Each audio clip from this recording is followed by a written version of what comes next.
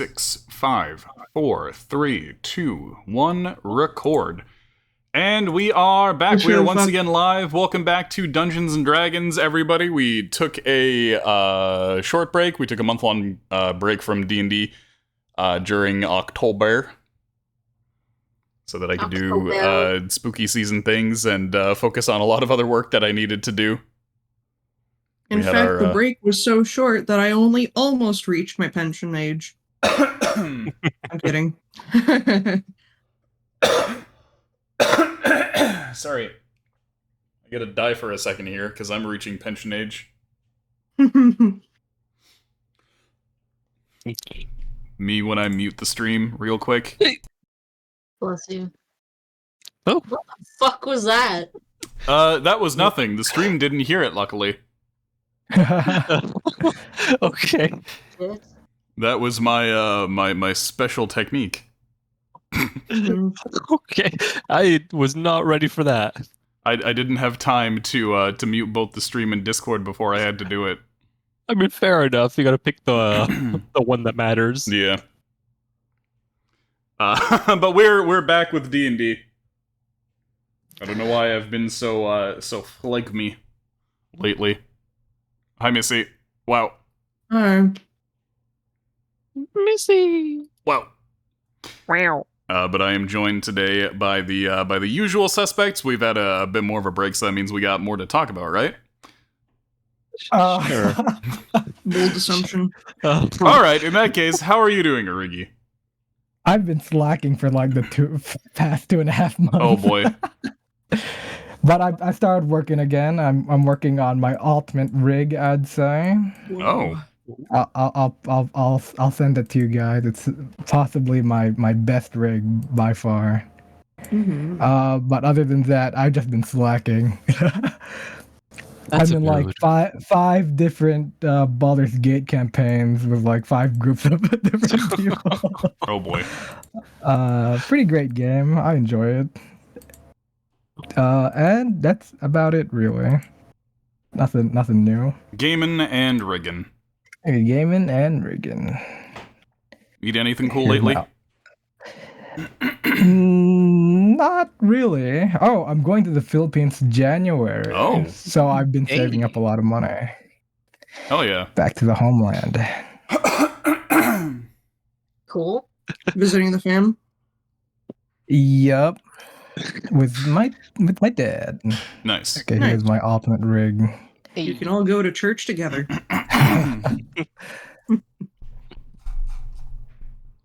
Oh Baby my. Arugi. Yeah, That's really. what I'm working on.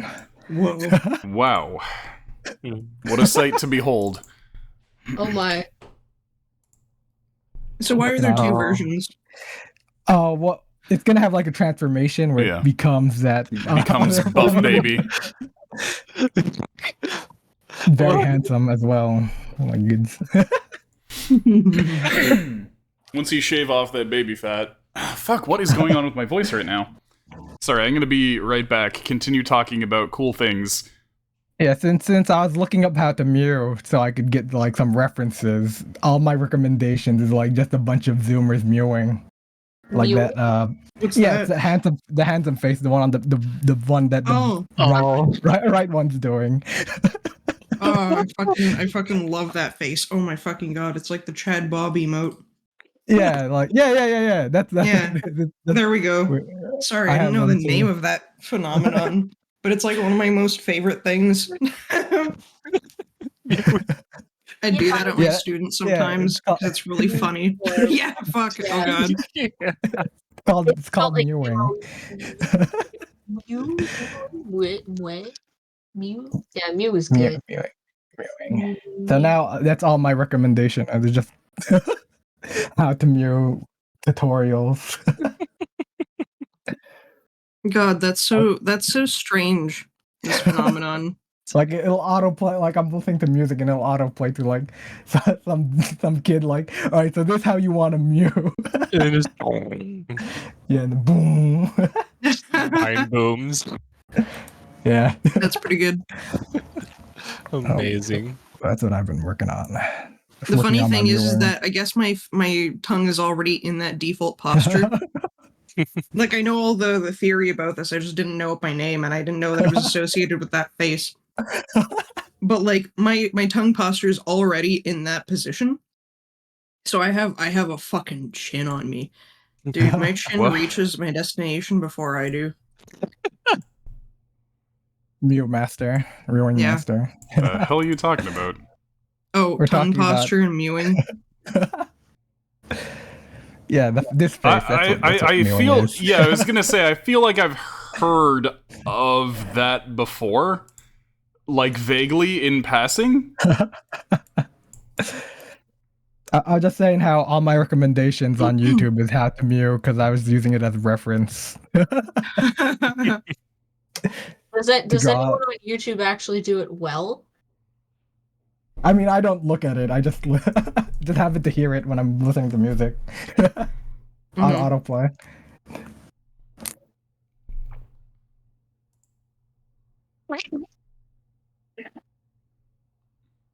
Yep, that's what I've been working on. Baby Aruki. Possibly my strongest rig. Very good. I like that he grows lips. Yeah, it's because he starts mewing, so he pushes his lips forward and sucks his cheeks in.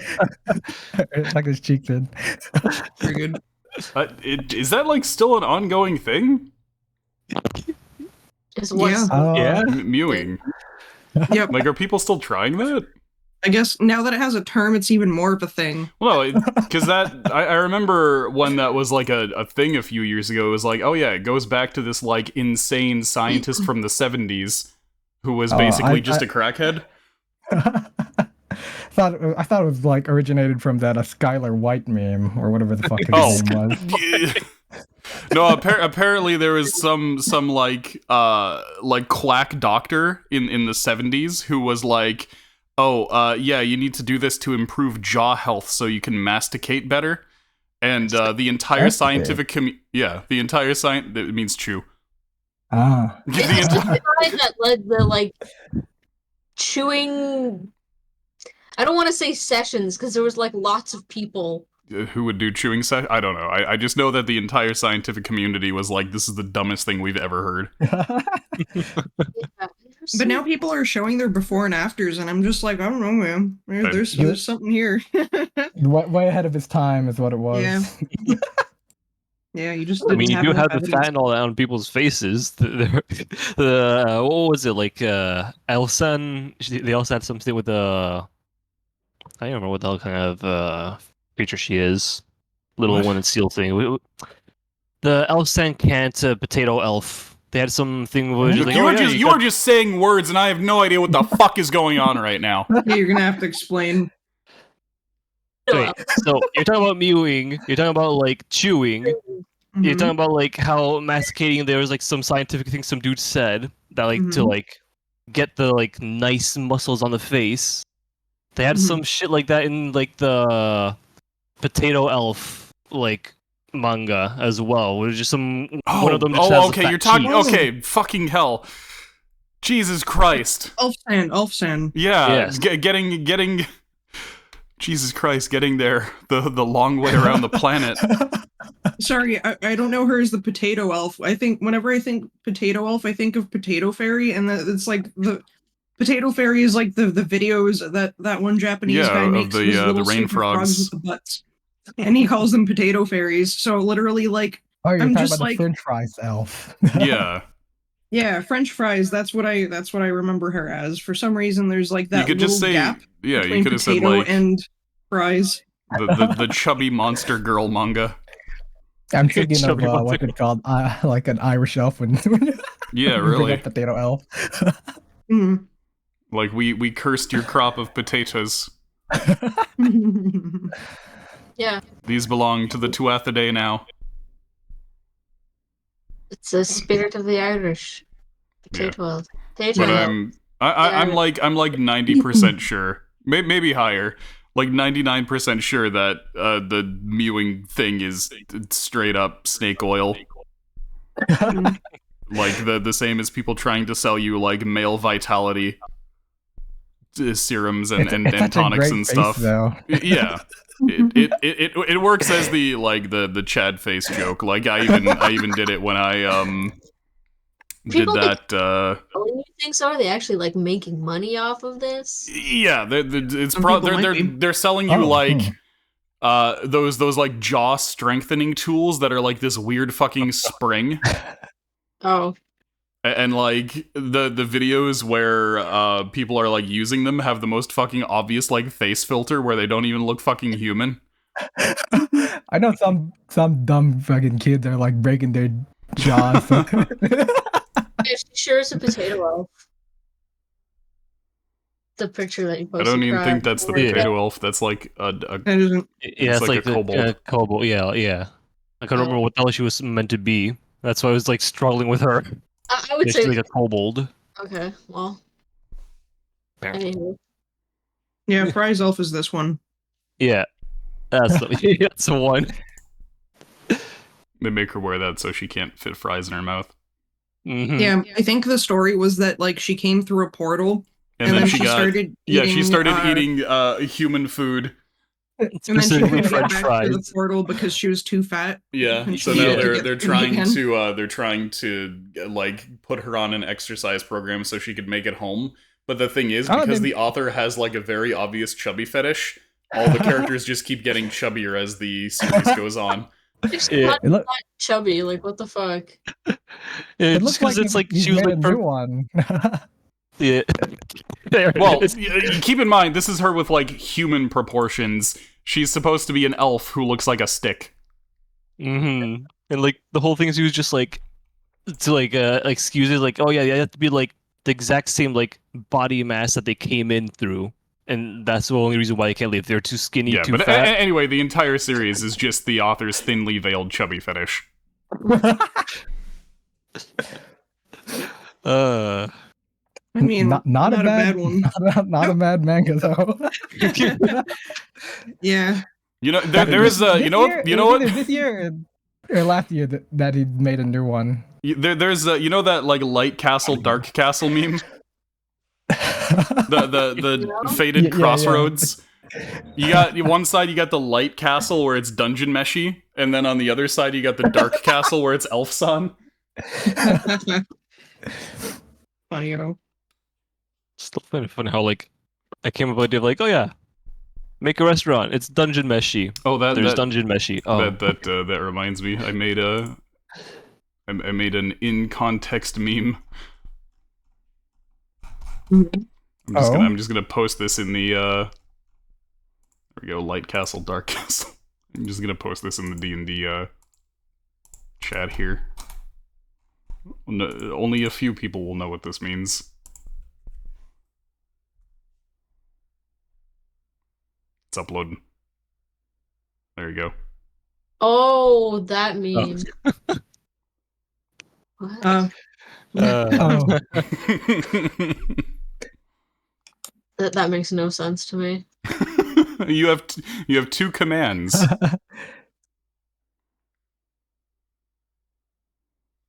The original is instead of the right side, it says Mount Wario. Mhm. Oh, I see. So you can either Drill Daisy or Mount Wario.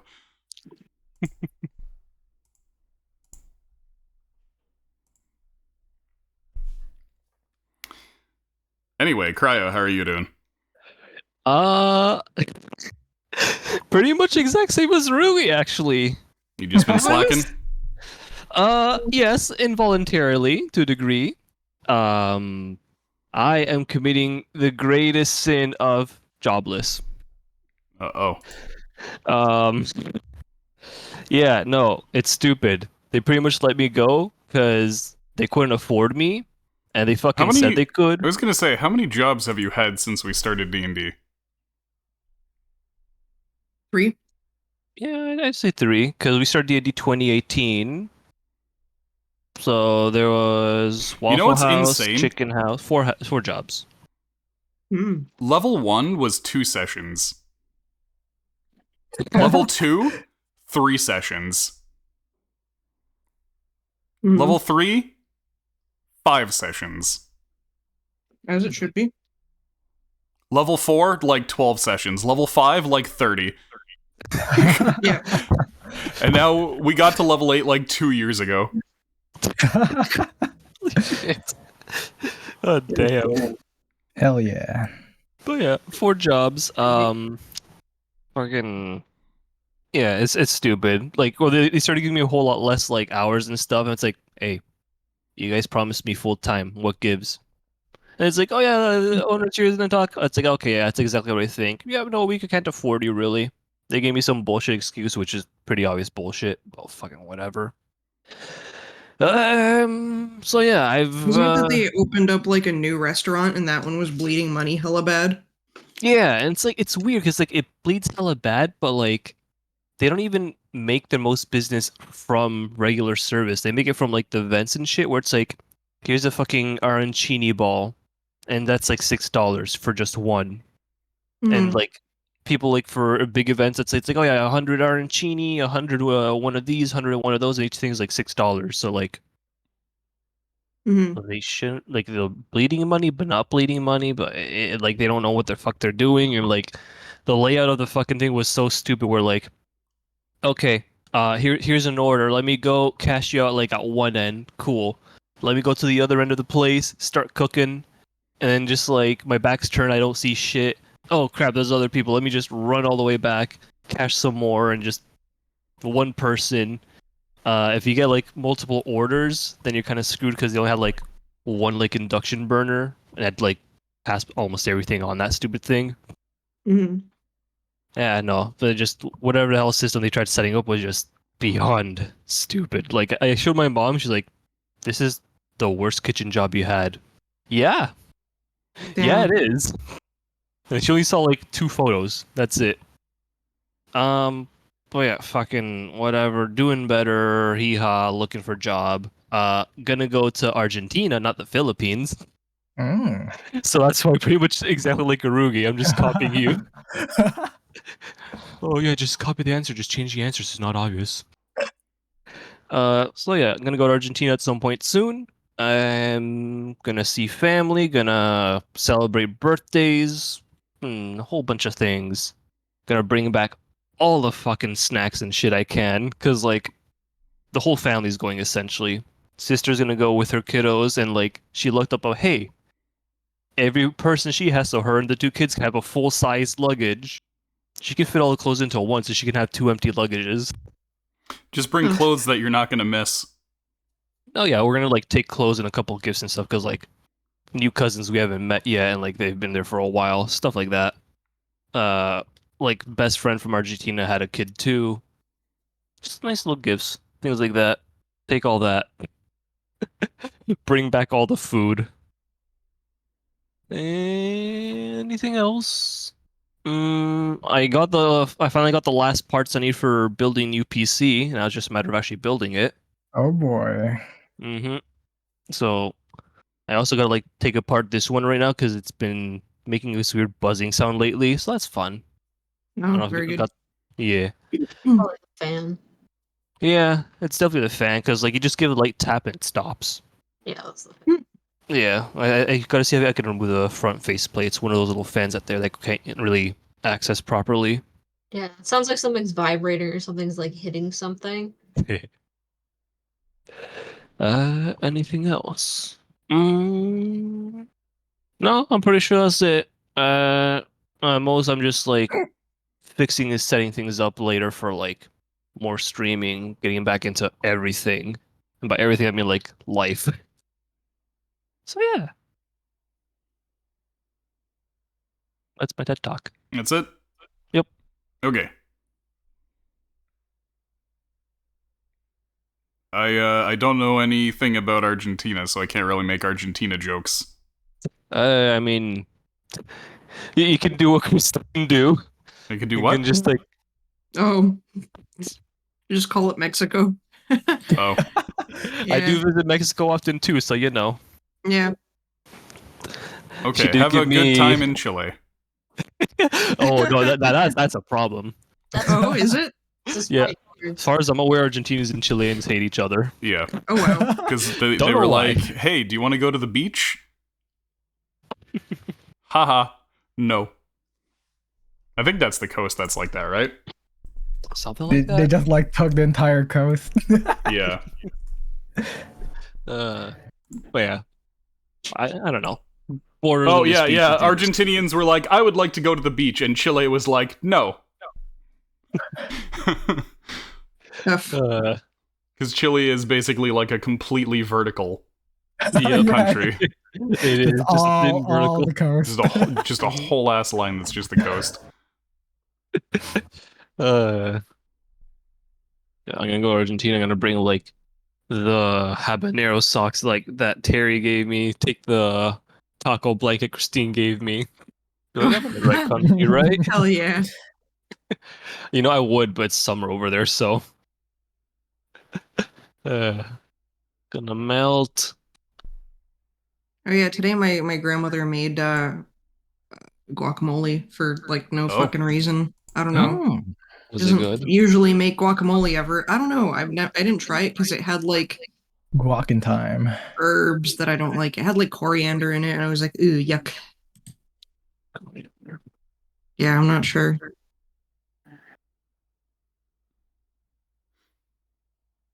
Yeah. Does the guac story have any exciting conclusion?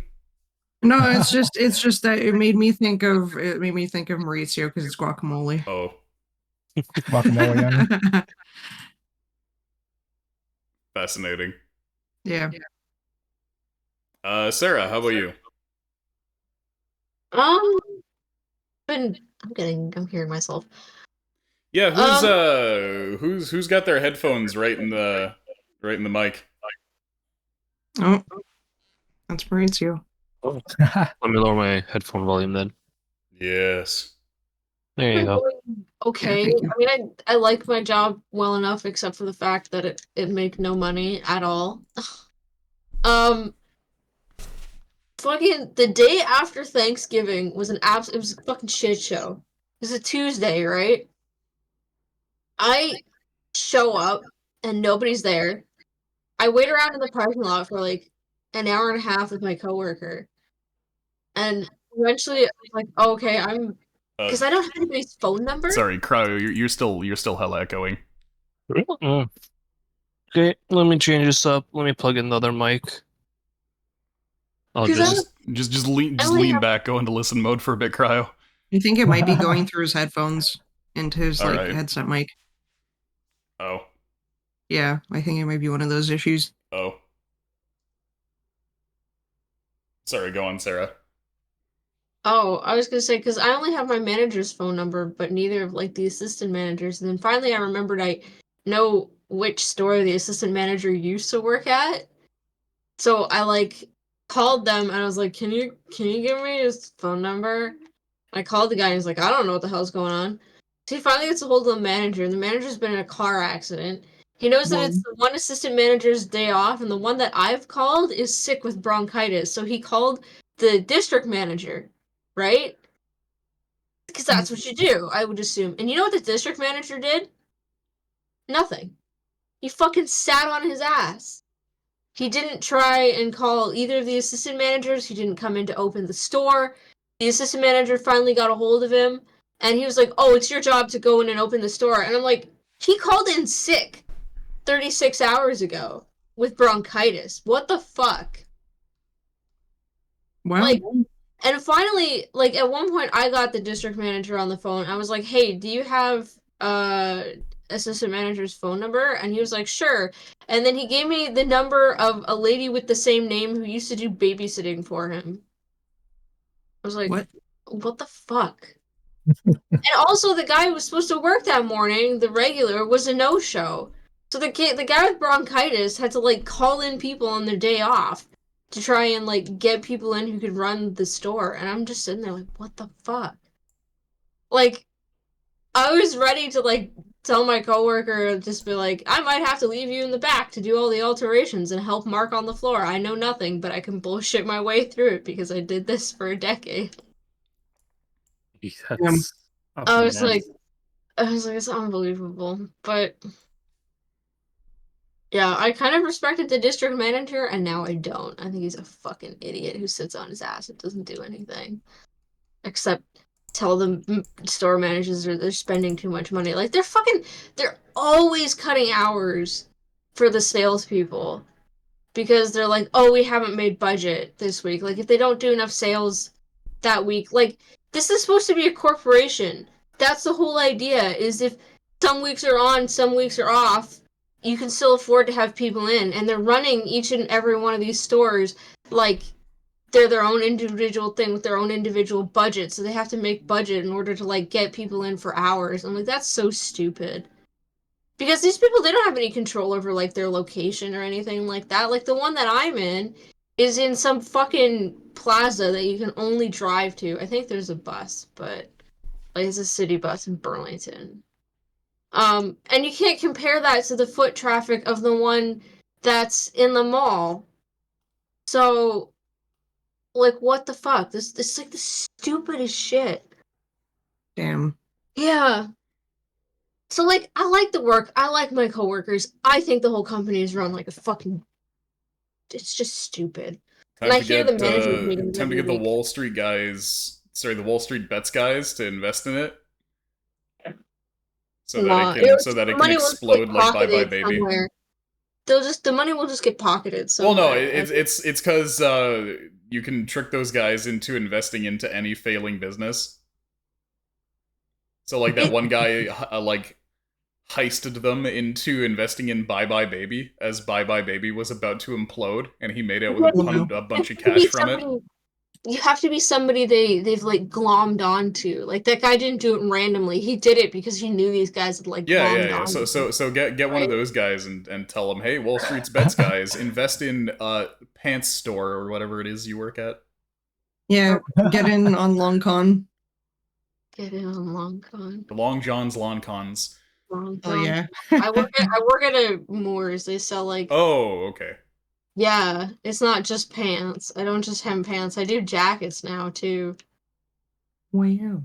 And I'm getting pretty good at it, actually. Like I did some work on my manager's jacket on Friday, and it came out really fucking well. Yeah, so apart from having a decent job, except the corporate guys run it like an absolute dumbasses, I got my first cosplay commission. Oh. Wow. I'm doing a Fire Emblem cosplay for my coworker's brother. Which character? It's going pretty good. Actually, I gotta do some work on the pattern tomorrow. Which character? Oh, what was her name? Cynthia? Mm. She's a... Huh. It's not a character that I know. I don't know if it's like a super popular character. I was just like, yeah, fuck it, show me a picture. Okay. Yeah, she was like one of the kids, I think, in from Awakening. Awakening, yeah. Or yeah, From Awakening. whoever the fuck. Yeah. I don't remember whose child she is. Sumiya's.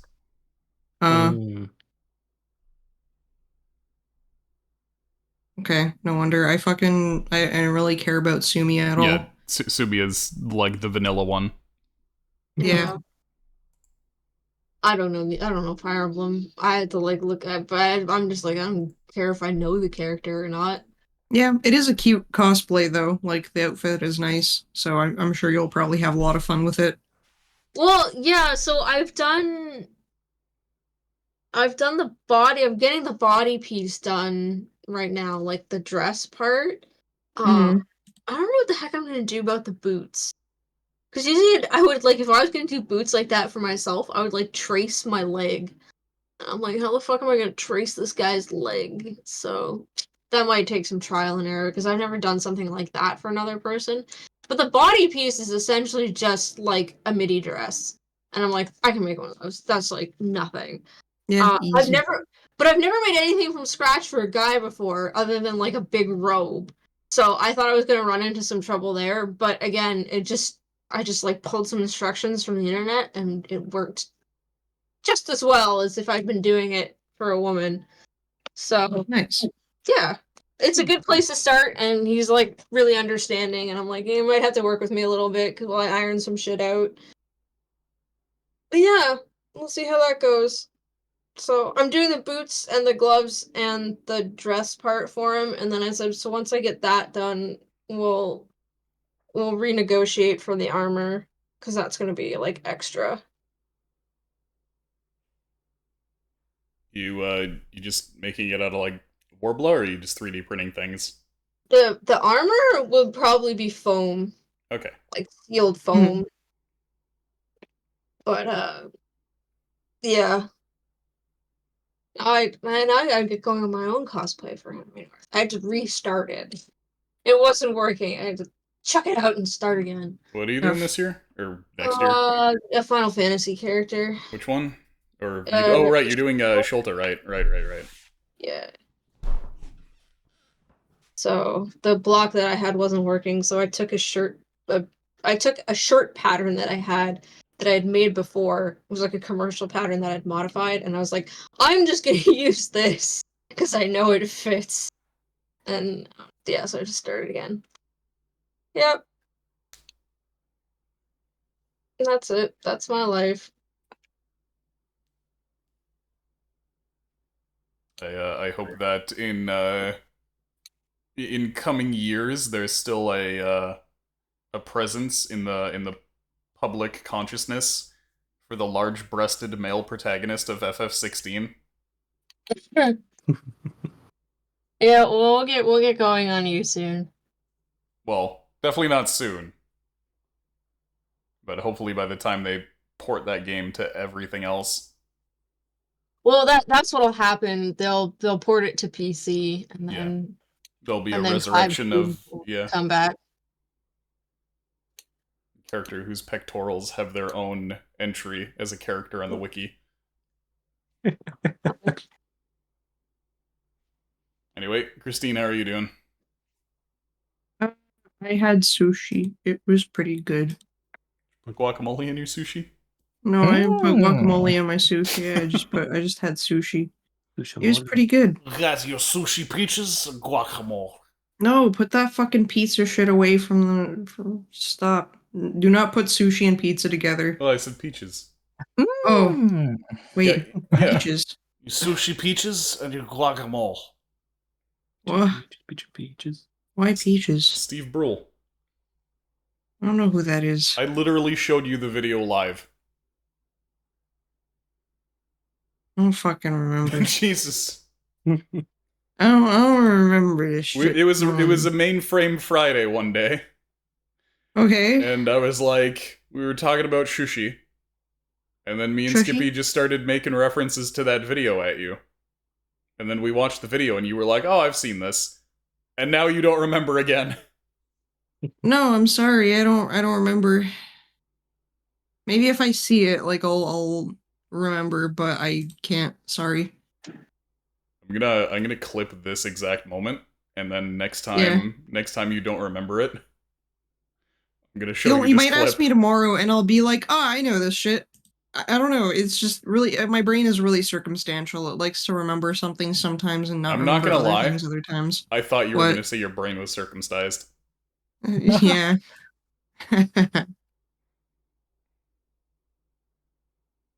That's like a sexy lobotomy. What? No? I understand the lobotomy part, but what do you mean sexy? I don't know, because it's vaguely because it's vaguely related to the foreskin. Oh boy. What's your fetish? Circumcision. Oh wow, another one of those fetishes that you can only do once. Wow. It's like people who have like. I mean, unless you're like a rabbi or something. No, you can only have it done unto you once. Oh, okay. Yeah, I thought the same. I was gonna say it. Jesus, no, it's like people who have fetishes for like being fucking murdered. It's like, okay, you get killed, now you can never participate in your fetish again. I mean, I guess they're too dead to care by then. Fair enough. They're gonna have a great nanosecond. Oh yeah. Anything else going on? No, I just kind of want to play D&D. Okay. Yeah, sorry, I talked for a long time. Yeah, it's okay. So, yeah, welcome back to Dungeons and Dragons, everybody. This has been the podcast segment. Yep. So we're back here in Erudities at the Adele Applications facility.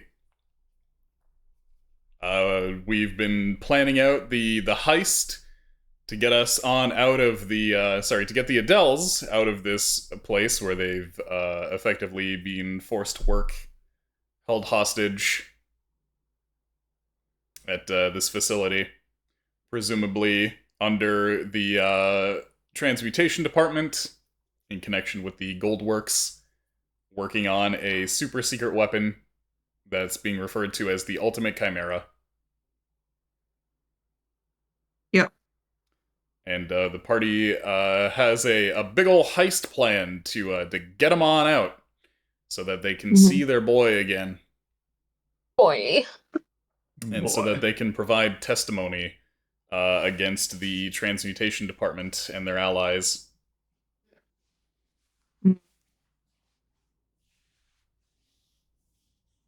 So, you guys clear on the plan? I think so. Yeah. Wonderful mixed responses. Okay, Arugi, what are you doing? Okay, so I'm gonna be heading to the office. Oh wait, we deleted all the line. Shit. Well, I'm heading to the office. I'm gonna bring some invisible skeletals, or maybe some ghouls. Invisighouls. Over to the top right building. And cast invisibility on both the Adele so they could escape. That's a lot of invisibilities. Who's going to be concentrating on all this?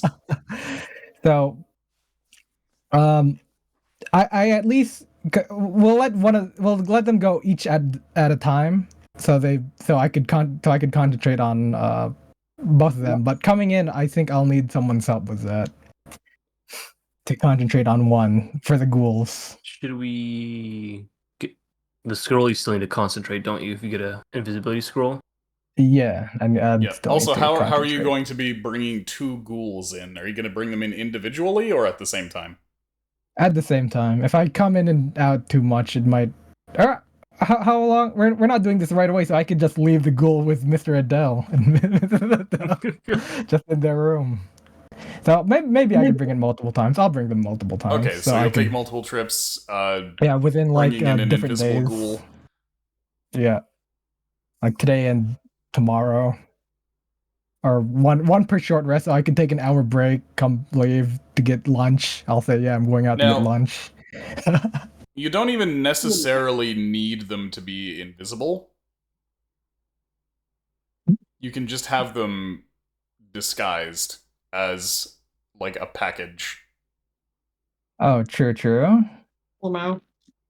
All right, yeah, just in a box. Yeah, all not suspicious package at all. It like they don't even need to be in one piece, really. Yeah. Oh, true. Really? Chopped up. Yeah, hell yeah. What the fuck? You just Tetris them That's in there.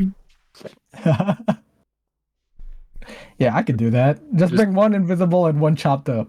Yeah, just make it look like it's been blown up or something. I mean, yeah, you guys are causing an explosion. Yep. You're placing a bunch of personal effects on the ghouls, because this isn't exactly like an era where forensic science is a thing. They can't use DNA tests on the ghouls to confirm that it's them. Yeah, just put their clothes on them. Mm-hmm. So after I have the ghoul set up there, I'll head out, bump onto this dude outside. He has a red circle around him. Mm-hmm. Bump onto him, pickpocket the key from him, and then pass it on to Wally, pretending I'm taking smoke break right over here. I'll pass it to Wally. Okay. Do you have a contingency for it fails, or do you have some kind of guarantee to make it succeed? Well, Wally's portent of 2 on him, and I'll be using my lucky coin for success. Wait, what am I portenting? Him not noticing the pickpocket. Oh, So you're yeah. using your portent on that guy's perception check to notice that he's being pickpocketed. Yeah, okay. Okay. Okay, so the ghouls are Then- gonna get snuck in there, and then you're Yep. going to steal the key and hand it over to Wally. And hand it over to Wally, and then I'll lie in wait inside the. I'll go back into the building after my smoke break and lie in wait. Once it's late enough, I'll send, or I can send them right away after coming back in. I'll send both Mr. Adele and Mrs. Adele out of here with invisibility, like one at a time. I'll give them like maybe 10 minutes each to get out. You could also get them to give you some kind of psychic signal. Oh, true. If they have if the I imp can is send my imp anywhere with in them, range, yeah. Yeah, just follow them, and then when they're at a safe distance, I'll have my imp fly back to me and that's tell me. right. The imp's telekinesis. We figured out that that's different than we thought. Oh, right. We had the whole like diagram for this. So the way that this works is that Ardeus is able to communicate telepathically with the imp, but the imp cannot communicate telepathically with anything on its own. Yeah, it doesn't share my. It doesn't features. have built-in telepathy. So what happens is you get another telepathic creature such as Wiz the Liz, who does have built-in telepathy, though in a limited capacity, to bounce an idea off the imp, and then the imp bounces it to Ardeus. So you have that's the linking chain, basically. This is how you get horse to dwarf communication. Hell yeah. Man, podcast segment happened for such a long time that I need a poop now, so I'm gonna be right back. Poopcast. Okay. So basically what will happen is that the Adels will send a message, or anybody, literally anybody who's like watching them, will send a message to Wiz the Liz, who will send a message to your imp, who will send a message to you. Yep. Yeah, that's letting me know they're in the clear. That's how your relay works. It's great. So convoluted, but it works. And this is how we let dwarves talk to horses. And then I'll wait for the signal. I don't know what signal I should use for them to let me know that they've got all the stuff. Oh, that they've got all the stuff? Yeah, that they've like cleared everything and they teleported away. Because that's probably when I want to say, do you and Ardbar have any way to like mentally communicate? Because if not, you can just give Ardbar one sending stone, and then you can hold on to the other sending stone. Oh, true. Okay, Yeah, that'd work.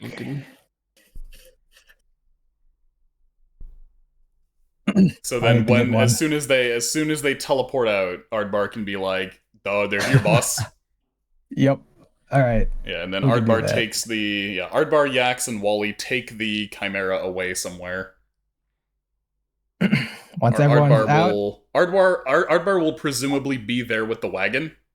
Yeah, his escape vehicle. Yeah. And once everything's in the clear, the Bronze brother Billy will pop out of nowhere and have a little monologue. And then will explode a building. Yeah. And by we mean Loishka. Yeah, Loishka will fire the laser at the That's another thing. How are you getting all those explosives in there, or did you already do that? No, those are gonna be on the ghouls, right? No, can I have the invisible ghouls carry it? I thought wait. I'll just. You mean you have zombies from the anime Dead Spell is what you mean? Yeah. Okay, this whole time I thought you were bringing in corpses. I was like, wait, where are the ghouls coming from? Yeah, our bard's gonna be. I'm gonna ask Sample if I could borrow some bodies, which he should have, right? Should have a few cheeky bodies. So getting a ghoul in holding explosives is like a whole nother matter, because you're gonna need a good amount of like gunpowder to make a convincing explosion in there. Well, I have. Shit, would they notice my yo-yos? They don't have forensics, right? That's not even the yo-yo is not really a massive explosion. No shit. No, okay. you're looking at wanting about a dozen powder kegs in there. How flammable is the wine and alcohol? Probably not. It's much. not going to cause an explosion. Yeah, I need gunpowder. Is what I need. Yeah. How could I sneak gunpowder in here? Let's think. We didn't think this through. Gunpowder. Oh, I could just bag of holding. I don't know. I mean, you could go in with Logan's bag of holding. Oh, I forgot Logan had a bag of holding. I'll ask him if I could borrow it. Yeah. Let's buy a bunch of gunpowder. One of his artificer magic items. Okay, very cool. So yeah, just Logan's bag of holding. Incidentally, Logan does have a bunch of powder kegs in there. Well, there you go, I guess. Okay, so you're going to be holding your bag of holding. Make sure not to pass under any of the magical gates. I should be fine. I'm not going anywhere near the main. And then I'll book it as well. I'll let everyone know the presence of the Bronze Brothers. And then I'll book it.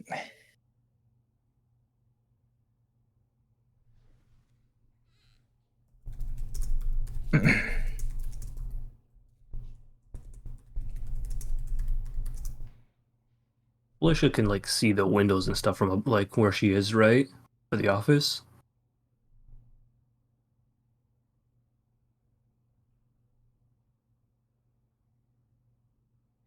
Sorry, run that by me one more time. Loisha can see like the window of like the office from where she's. From where she's what? From where she is with the scope of the office is 2 stories. The building in front of it is only 1 story. Okay, perfect. Very cool.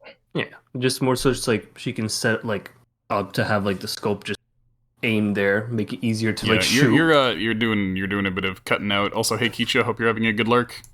Oh, don't love that. Yeah, during the setting up process too, as well at the hotel, I'll see what angle where I should place the bombs, so it's not like out of sight. Yeah, pretty much we can get like one of the ghouls just like stand in front, and she can just aim at the window. Yep. She gets that shot in there, and this is Gucci.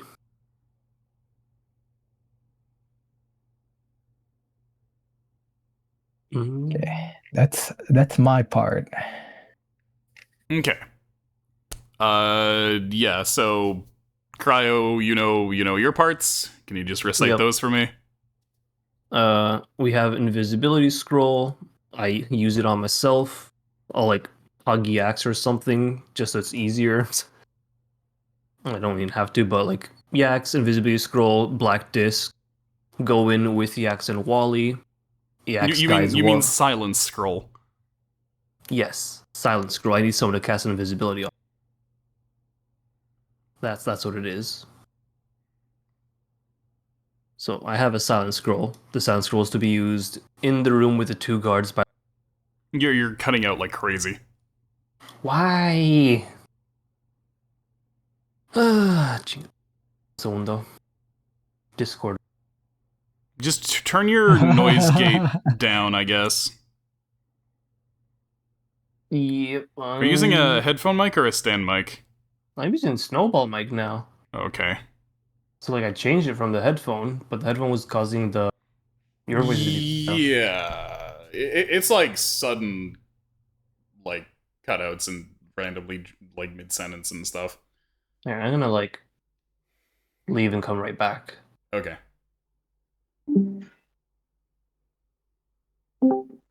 See if that helps a little bit at least. Yeah, we'll see. But yeah, I got silent scroll to use in the security room. So so that Yax and Wally can knock out guards. I'm gonna go in with them invisible, holding the black coin, just so like I'm not detected. And once they deal with that and they go deal with the Chimera, I just book it on out myself through the factory. And yeah. That's pretty much Iskra. Loishka is just waiting for her signal, or at least just to see like the ghoul standing in the window to shoot and blow them all up. Okay. In that case, Yax, do you know what you're doing? I'm heading over here and waiting for the silence spell. Sorry, heading over where? To the security room. Yeah, so you guys are basically gonna, sneak in there with invisible Iskra holding the anti-scrying disc. You and Wally are going to be visible in uniform, pretending like you belong there. Yep. When you silence near the guards, take Do you them want out. me to act it out? No, we'll do that when it happens. Okay. That's what? Oh, Christine's stuck in the bathroom. I can roll for Wally if she wants. No, we need her here. That's Yeah, fine. I'm stalling for time. Other than that, I'm just wandering around, like I belong here, like I was doing before. Pretending to be on patrol. Yeah. Okay. So after knocking out the security guard. Oh, are we just gonna say I do that? No, we're not doing it yet. We're going over the plan to make sure that everybody knows what's going on. After knocking out the security guard, we're going in here. Mm-hmm. And I'm picking up the Chimera, so it counts as a held item. And then Iskra's gonna dimension door us out. Wally's dimension dooring you out. Okay. Okay. And then I don't really think I just thought I was kind of in a holding pattern until the silence spell was cast. Holding pattern? Yeah, like just waiting for the cue. Oh, yeah, no, you've gotta like Yax is probably gonna be the one who's most capable of like actually knocking the guard out. Yeah. So are you going to attempt to force feed them the nectar, or are you gonna just try to bludgeon them to unconsciousness? Oh, I think bludgeoning them is gonna work a lot better. Well, okay. Or I could just walk in. You know what? No, it'll be super suspicious if I ask them for their coffee order.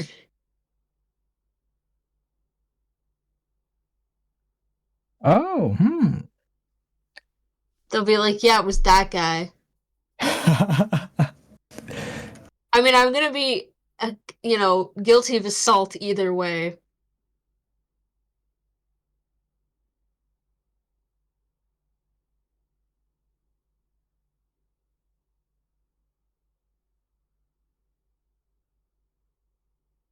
Yeah. I'll knock on the door and... Well, presumably you don't want to gain their attention whatsoever. Oh, okay. So silence gets cast, and then you just jump on them instantly. Yeah, like as soon as like you jump right in, silence will be like right up with you. Yeah, I think that'll... It's like a 3, 2, 1, and then just... Yep, and then you just start beating the snot out of them.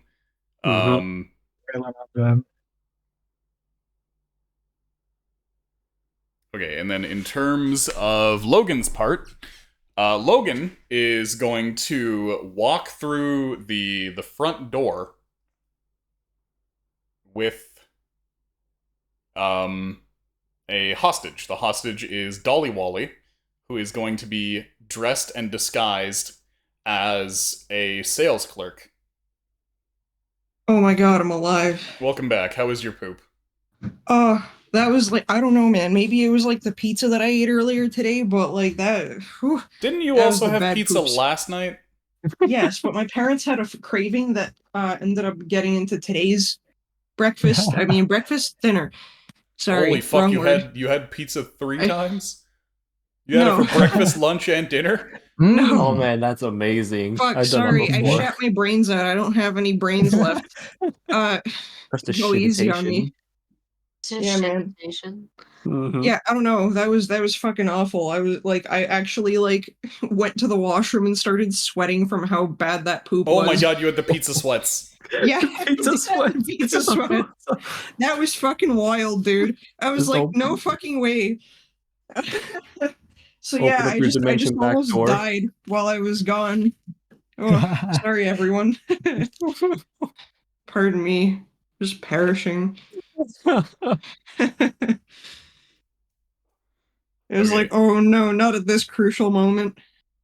Well, that's good because we're just about to transition into your part, Oh, okay. which is Pog. So while Logan is negotiating his hostage situation and hoping that the guards don't just open fire, Yep. once everybody else is extracted, he's going to have Dolly Wally dimension door him on out of there. Okay. And then after that, Wally, you know what you're doing? Yeah. We should already be in there, right? Not yet. It's right now we're just describing what the plan is so that everybody knows that they're on track. Okay. So you're gonna grab the key from Arugi, Mm-hmm. go on over to the security booth. Iskra is going to cast silence on the guards. You and Yax are going to work together to knock them out. Then you head over into the Chimera lab, secure the Chimera, and dimension door out. Yeah, I'm like, okay, but the order of operations, because like Logan was supposed to distract us or distract for why was he what was he distracting for? He's cameras. distracting to get as many guards near him as possible and away from the lab, Okay, I see. as well So as away then- from the office building. So then Yax, Iskra, and Wally are already going to be in there, or they're not going to be in there yet? They're gonna be on the premises, but they're Mhm. not going into the lab until the distraction starts. Okay. Basically, they're gonna take a bunch of guards running down towards the storefront as their cue to get in there. Okay. Because that's when as few guards as possible will be near the lab, because the idea is you want to knock out as few people as possible. That's true. All right, Okay, so what sync, path are we hold sync on. your What watches. path are we taking there? Presumably you're gonna go outside, because going inside would be too suspicious. So basically just going like around here. Yep. Yeah, okay. Where's here? I couldn't see. Big blue arrow. Blue arrow. Yeah, Mhm. around Oh, the corner. yeah. Okay, Oh, excellent. okay, I get it. I understand the layout a little bit better now. Mm-hmm. Yeah, so Arugi goes in first, I guess, and starts talking to Guardman or something, and then commotion starts, and that's when he, like, I guess when this guy sort of starts to clear out, I suppose, or I don't know, I guess he might stay there or something, I'm not sure. I'm gonna try piggybacking him by bumping into him while I'm holding like some papers. Yeah, okay. I'm just trying to figure out when exactly we're going to pass off the key. When I go outside, take my smoke break. Okay, sounds good. So I guess we could probably all like go over here, like all three, like me, Yax, and Iskra would just go over here, and we would just kind of like chill. Cheeky smoke break. Yeah, we'll just like eat packed lunches or something. Baby's first cigarette. Yeah. Yeah, lollipops. Okay. Yeah. Okay, so position yourselves. Let's see, is this a good track for this? Yeah, sure, good enough. Yeah. And I'll have my imp waiting in the corner here, so he'll let me know when you're when you're outside, and that's when I'll head out to bump into this guy and pickpocket him. And Yeah. put on something to show I'm invis. You know when they say that people are like whenever someone goes to the washroom and they're like I was like fighting for my life in there. I feel Yeah. like that applies to my situation.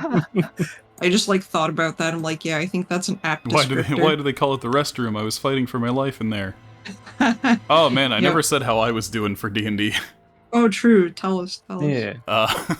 Sorry to extend the reopen the podcast segment, but one of the reasons that we didn't have D&D in October is that I decided that this year's Halloween project, because I usually like to do a Halloween project every year, was to make a shitpost game for a community that I'm in one of the most literal senses possible.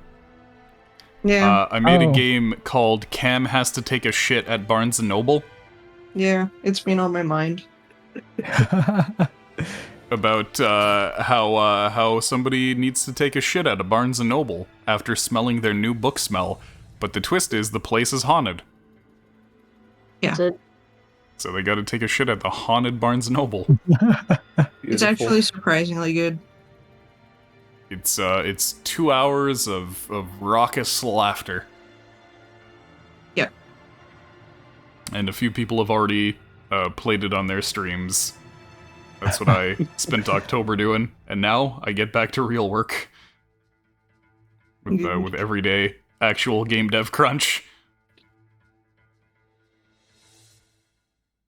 Okay, so yeah, position yourselves for where you're gonna be and what you're doing. Hey, so what time is it right now? 7? That's when the office people start filing into work, right? That's Well, when I'll again, start heading presumably out. you want the least amount of time between stealing the key and starting the operation. Yeah. So I thought you guys yeah. were gonna do this at midnight. I'm coming in early though, because I'm staying overtime because You're such a hard worker. Because I've been slacking at work, and Yeah, that's just to like life. bring in the ghouls and the powder kegs and stuff. Yeah. Mhm. Yeah, and talk Okay, to we my don't. coworkers. Yeah, we don't need any rolls for that. Okay, very cool. So So, we I bring in can- the ghouls Yeah, and we the can gunpowder. fast forward. Wait, can I just put the ghouls inside the bag of holding? Yeah, they don't need to breathe. Nice. Okay. Don't need for invisibility for me to cast Yeah, extra that works spells on better. them then. You can just save that for me. Logan's like, all of my stuff is going to smell like ghoul. Also, it's zombies. It's zombies, not ghouls. It's zombies. Oh, okay. There's That's a, rather ghoulish. there's a distinction. Oh. Zombies are your standard undead. They move 20 spaces. They don't do much other than try to bite people. Ghouls are like... They're advanced undead. Yeah. They have yeah, the cool. they have the like And it looks spooky. yeah they're the runners. They actually like Oh, okay. We got the walkers and the runners, I see. Yeah. they Oh they my have a paralyzing bite as well. Oh. Okay. So yeah, I'll bring the zomboys. Yeah. I'll leave them with Yeah, just Mrs. Area and stick Mrs. yeah, Adele. stick who? What? Isabel? What? Adele. Oh. Mrs. and Mr. Oh, Adele I is heard what said. Isabel and I was like, who the fuck is Isabel? Making up new characters for this game. That's the zombie's name, Isabel. Yeah. And Fuck, you know what that reminds me of? I made a cosplay piece that was a big ol' cat axe. It was a thing from Monster Hunter. It was a switch axe, the one that looks like a cat, the Grim Cat. And I had a photo of it posted on my DeviantArt. And I guess what some guy did is he stole that photo and put it on an Imager or Reddit post or something. And yeah, so I guess over there I don't know. I don't use Reddit, but they have something called like a cat tax, where you need to post a picture of a cat if you're gonna make like a blog post or whatever. And the dude thought it would be funny to, instead of having a cat tax, to have a cat axe. So anyway, he just took my photo of the cat axe and he put it on this big old blog post about how he met his wife playing D&D.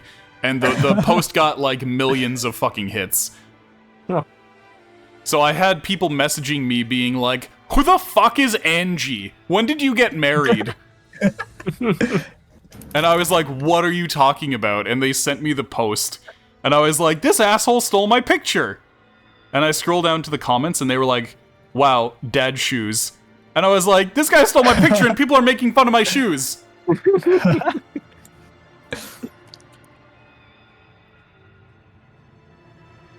Amazing. Yeah. So it was just funny to have people message me out of nowhere being like, "Who is this woman?" And I'd be like, "What is everybody talking about?"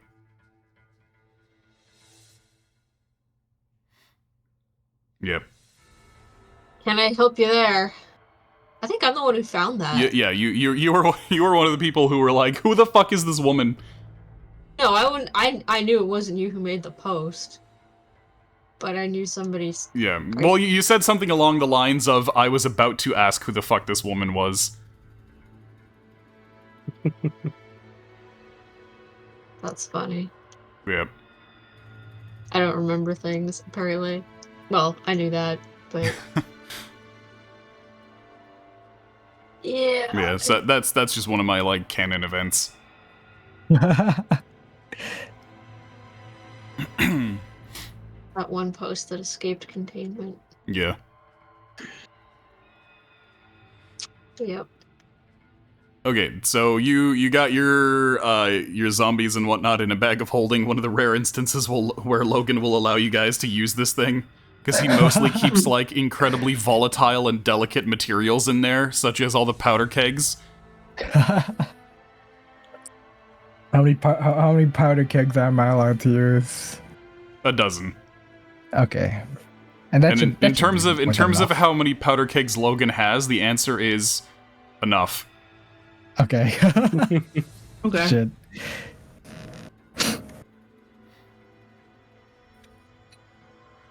So yeah, you get in there with them in the bag of holding. You place the the corpses and the gunpowder in the office with the Adels.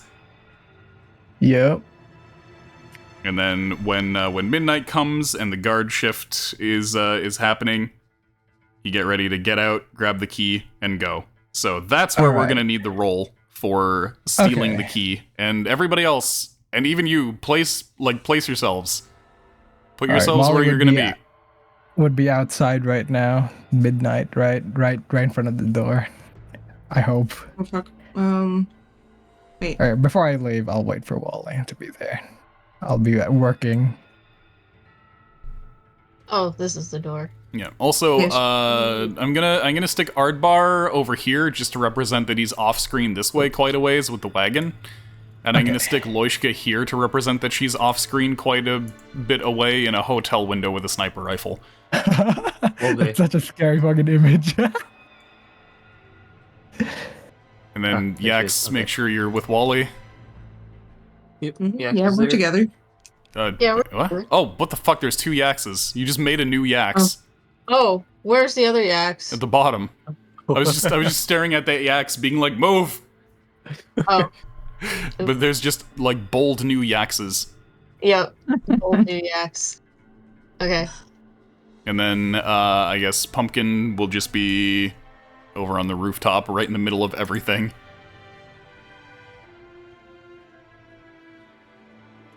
And then Smalley is probably going to be just down by the entrance, ready to receive his parents. Yes. All right, sounds good. He's gonna be flossing. I tickled you just right, didn't I? They'll be like, "Look at that little shit. That's definitely our boy."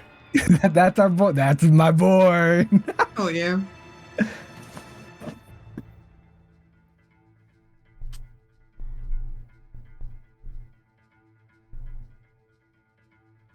Okay. So, I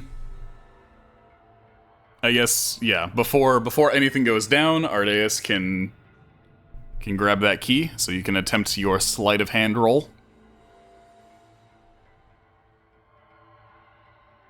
Where is Ardeus anyway? Oh, there you are. Yeah, I'm right here. Just waiting. Okay, let's sleight of hands this baby. And then Wally will use the Portent of 2 in order to guarantee Alright, that I want to be fails. extra. I want to be extra safe. I'm using my lucky coin. Okay. Okay. Sleight of hand, baby. There we go.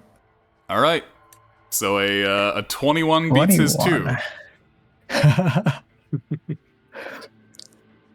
Okay. So you managed to get you managed to get the key card off the guard as you leave the building.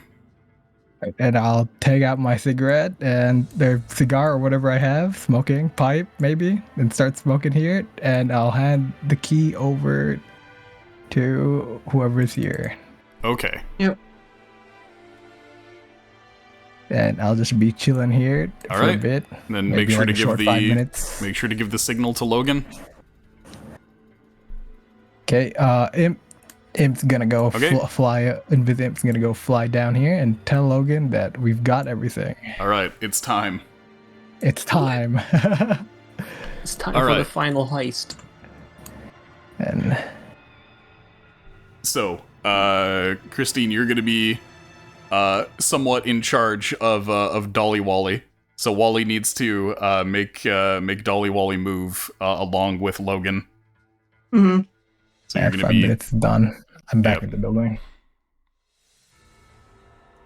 So Logan basically pulls Dolly Wally into view here in front of the guard, and the guard looks confused for a moment as they continue walking up to the door.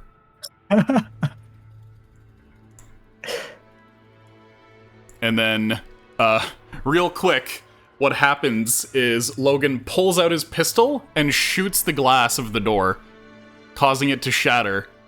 The guard suddenly jumps up, and Logan immediately points the pistol at Dolly Wally and says, "Don't fucking move, I'll blow his goddamn head off!" Yeah, fuck. God. This man is never gonna recover socially. And Dolly Wally, who has a magic mouth on him, says, "He'll do it. He's definitely gonna do it." Oh God. Yeah, I was wondering if we put a magic mouth on him. Now back away. The guard raises his hands and begins backing away from the door. "You there!" Pointing at Dolly Wally. "Open the door now!"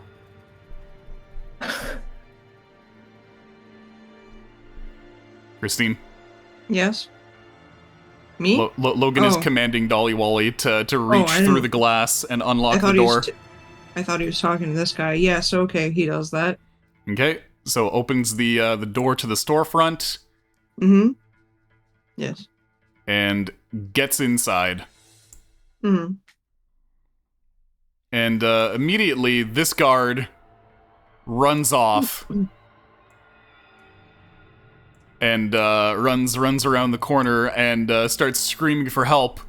"That crazy Burke asshole's back! He's taking somebody hostage! Everybody get over here! He's got one of the employees!" What the hell? What are we gonna do? We're not trained for hostage situations. We gotta call the abjurers in or something. Anybody got a hold person? I didn't fucking prepare a hold person today. God damn it, get the captain! Uh-huh. And suddenly an alarm is raised. You guys can hear the sound of a ringing alarm. Suddenly out through here, the door opens. And a guard comes rushing out and trips over an invisible Iskra, who's not paying attention right now. Well, the door's on the other side.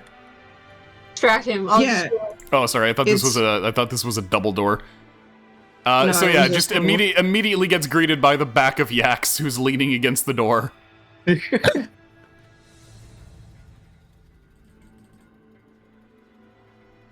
Oh my god, I'm so sorry. Yeah, the guard's like, "The hell are you doing? Get over to the storefront! Come on!"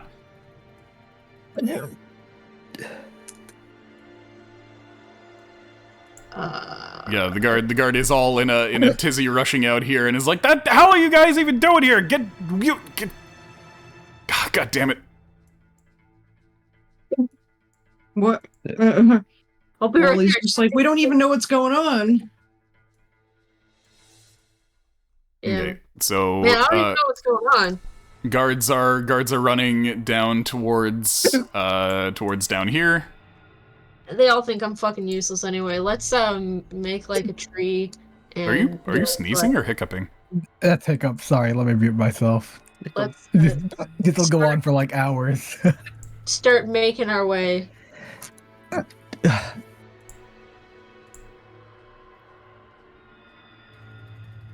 Yeah, so should we go in now? Is it our turn?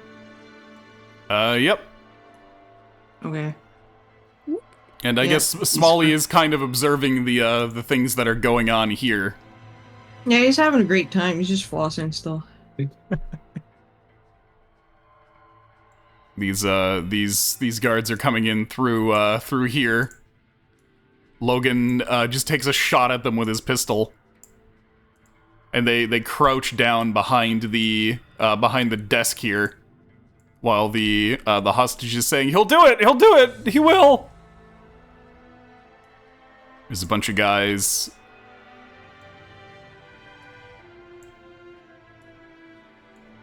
lined up outside over here.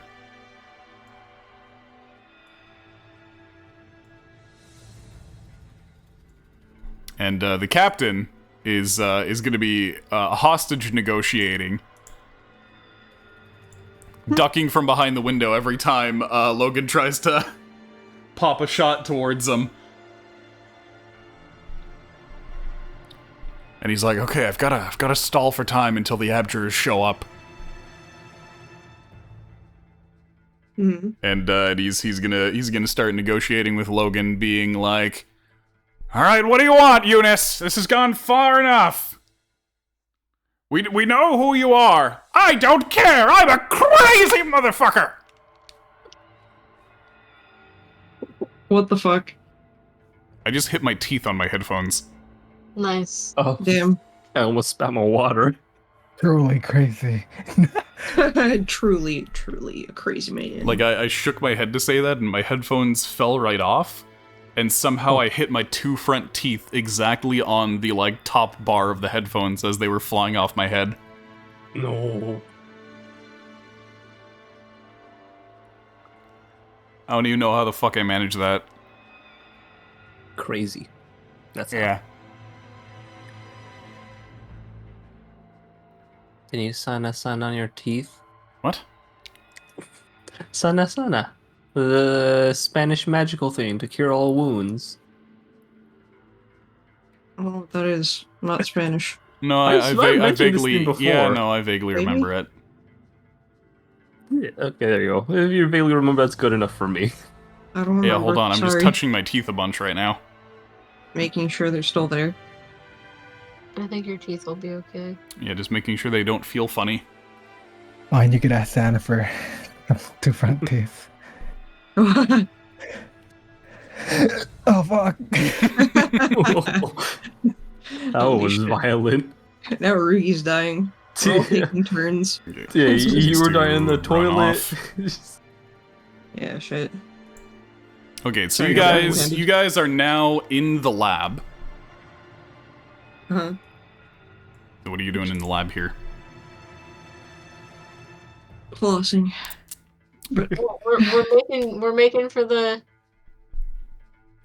room. I don't know Okay, if so we're doing this turn by turn. We're going. well, Yeah. you're just right in there. No, I just couldn't. And You just- know what I mean. Yeah. Roll Okay. 20 is a bitch. Iskra, you are critical. Okay. Yep. So peering in, you see that this guy is looking through tubes on his console here. Oh, there's only one dude. Guess Yeah, the other dude one. left. The other one ran out of the building. Into Yax. True. Mm-hmm.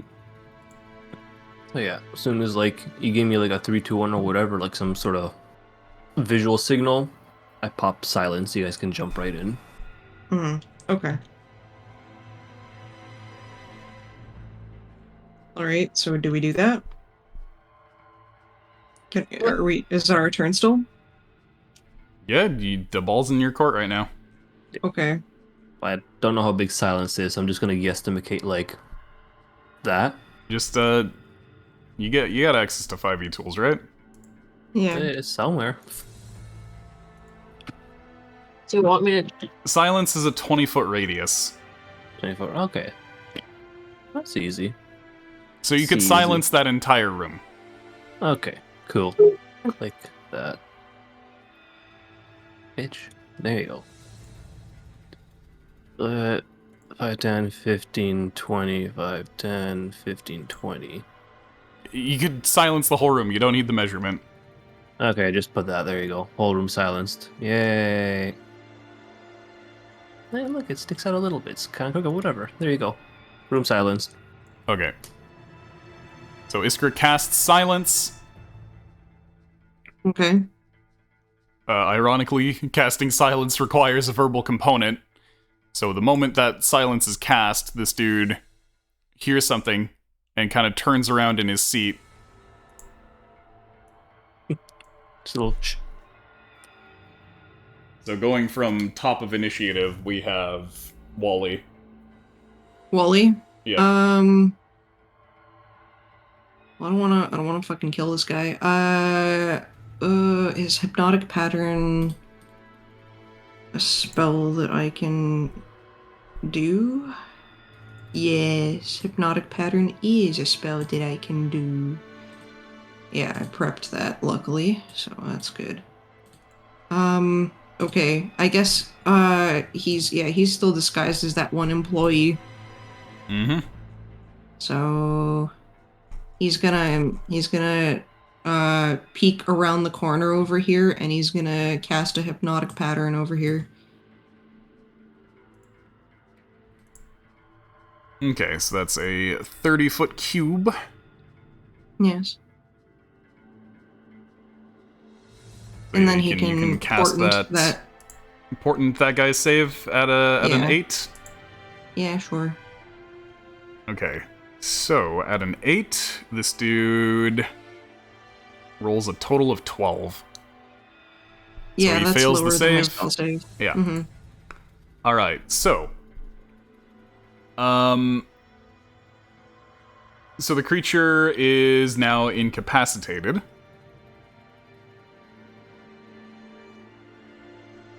Okay. That was easy. Yeah, for up to a minute. For up to a minute. Okay, so I guess we can tie him up, put a sock in his mouth. Well, once you jostle him, he snaps out of it. Oh, I see. I guess we can poke a pressure point and knock him out. Well, you can, while they're incapacitated, they just can't take any actions or reactions. Uh-huh. But they can't, like, see us or anything like that, because they're just seeing colors. He's dazed right now, basically. Yeah. Okay, excellent. So we just need to, like, knock him out. So I guess that's Yax's. Yep. Yax is immediately after Wally. Roll unarmed? Do you want to hit him unarmed, or do you want to, like, bludgeon him with something? Yeah, my fists. Or what have I got on me? Because I'm supposed to be dressed up as a thaumaturge. Not a thaumaturge. Oh my god. An abjure? An abjurer. Yeah, they have their sabers and pistols. Oh, okay, I got the blunt end of a saber then.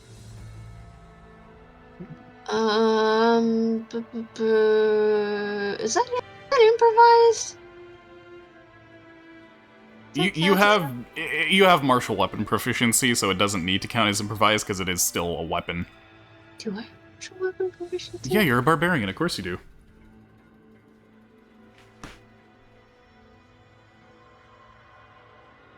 I seen it. Anyway. I get the different weapon classes in this. I'm very confused. Okay, so...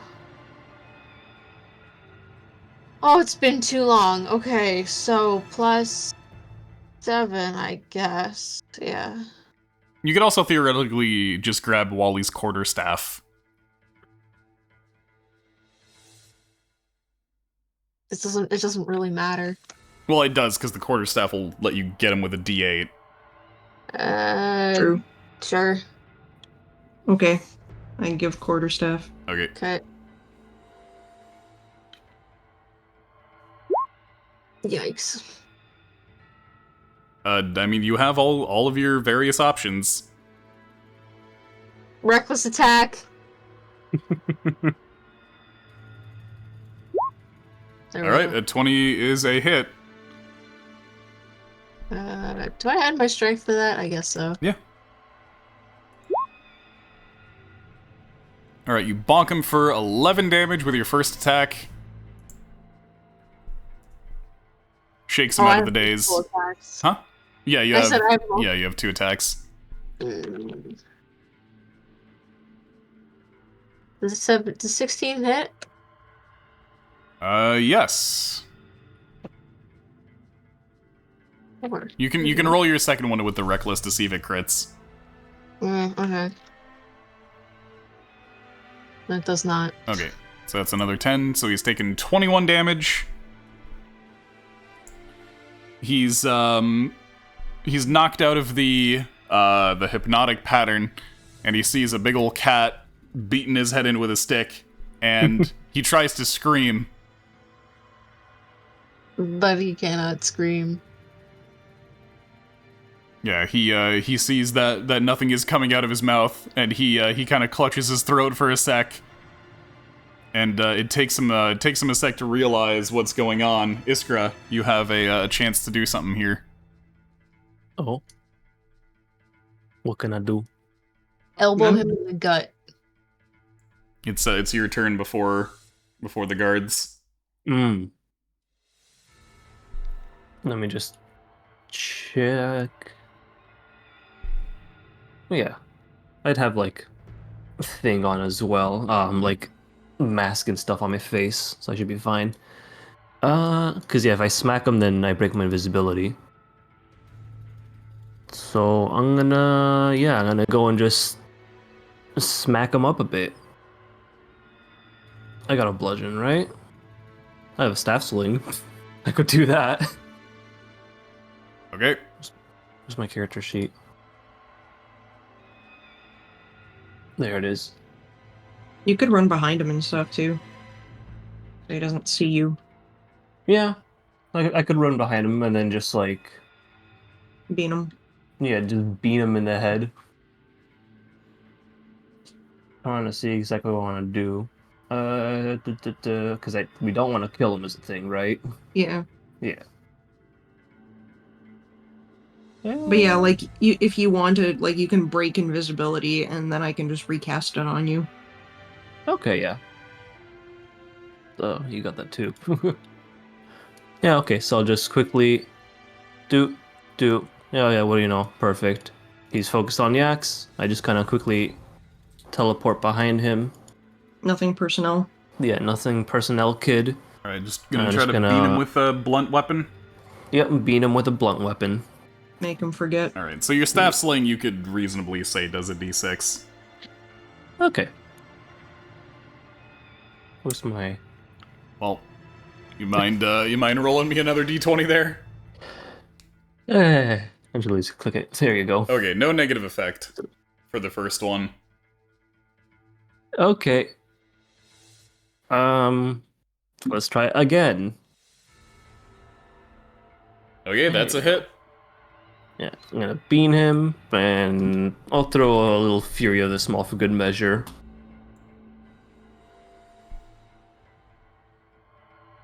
What is it? Poor motherfucker's getting beaten by an invisible guy. It's D8 plus 8. I know. That's what it is. Well, as soon as the first attack missed, Crow turned visible again. So Yeah, but he's like, behind him, so you still can't see him. Mm-hmm. Well, I mean, the guy's back is against the wall, so you can't really be behind him. I mean, I could climb on the console, but like... Well, then you're just pushing all kinds of buttons. Yeah, so who knows?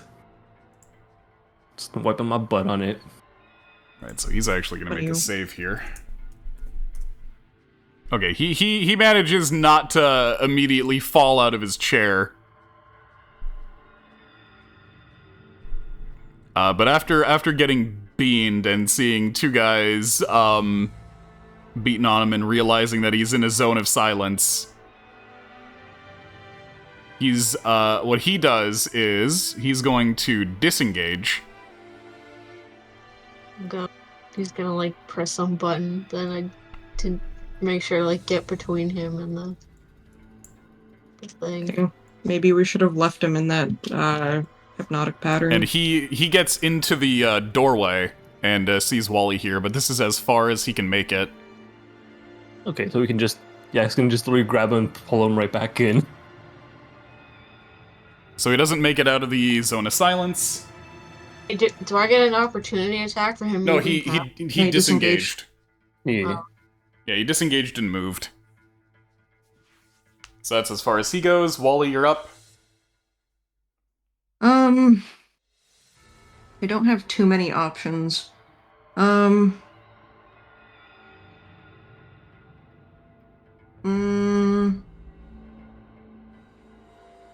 Let's see.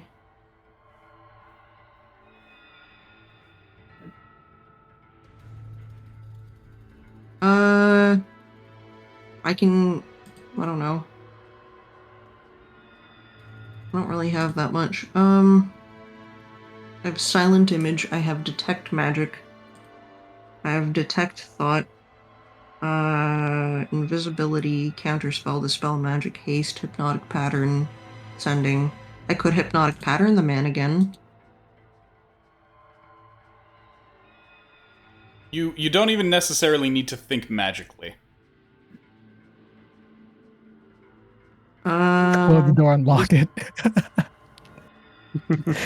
You could use your action to close the door. True. Okay, I guess we're gonna close the door here. Alright, so you close the door on him. Yeah. No, it's the door crank. Fucker thinks he's haunted now. Alright, Yax, you're up. Grab him. Grab his ass. Okay, grab his ass and do what with it? Squeeze. Pull it back, obviously. Throw it back. Okay, so you're gonna grapple? Yeah, start with a grapple. Okay, so that's just gonna be a contested athletics. I remembered what my athletics was. Alright, 22 beats a 17. He's grappled.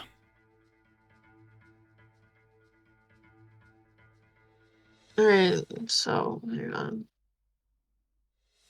I'm here. I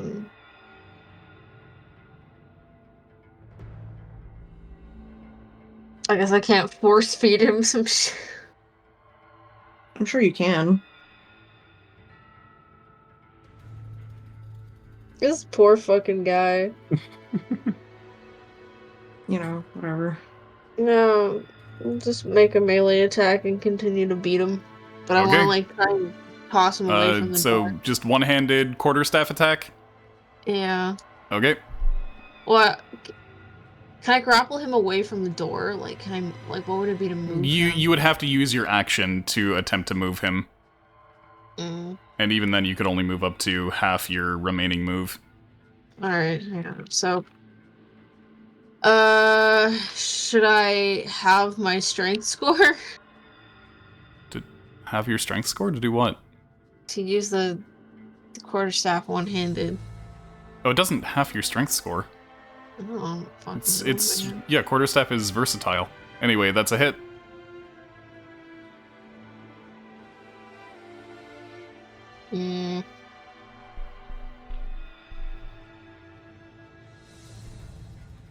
Okay, he goes limp in your grasp. He is out cold. Okay, holy fuck, he's gonna rat us out. Well, we're What do all we do? disguised. Just tie him up. Time up. You're all disguised as you can be. Mm-hmm. Time up. Can I'm just you wearing all teleport kinds him of or things. can we give him the sample like like those flavors we got earlier? Oh, fuck. Not really, because you need to teleport the Chimera out. Oh shit! Right. What's in my inventory? I just want to check something. Torches, rations, acid. Where's my pile of potions? What potions do I have?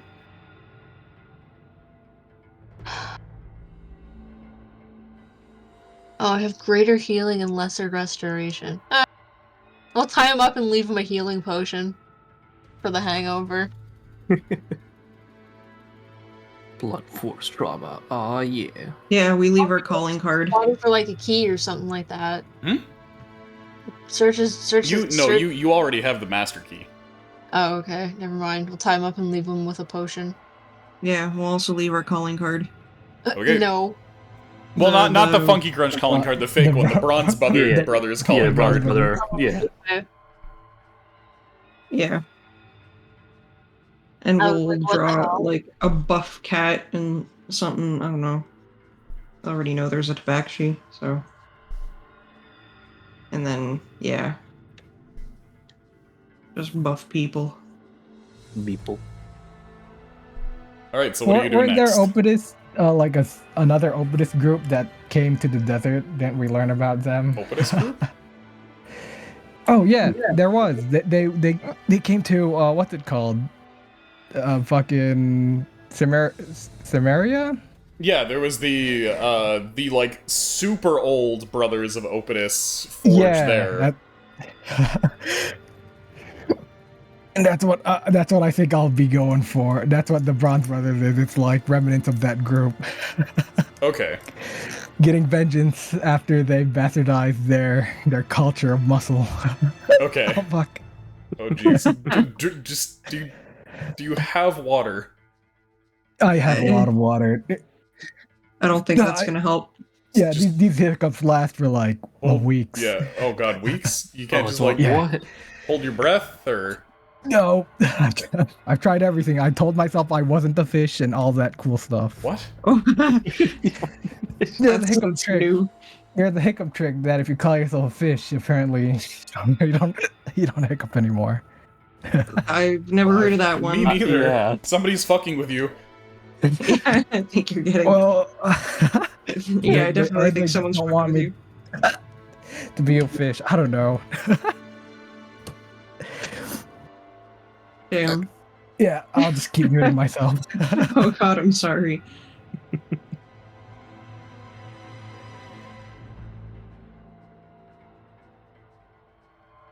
Okay, so what are you doing now? We're making for here.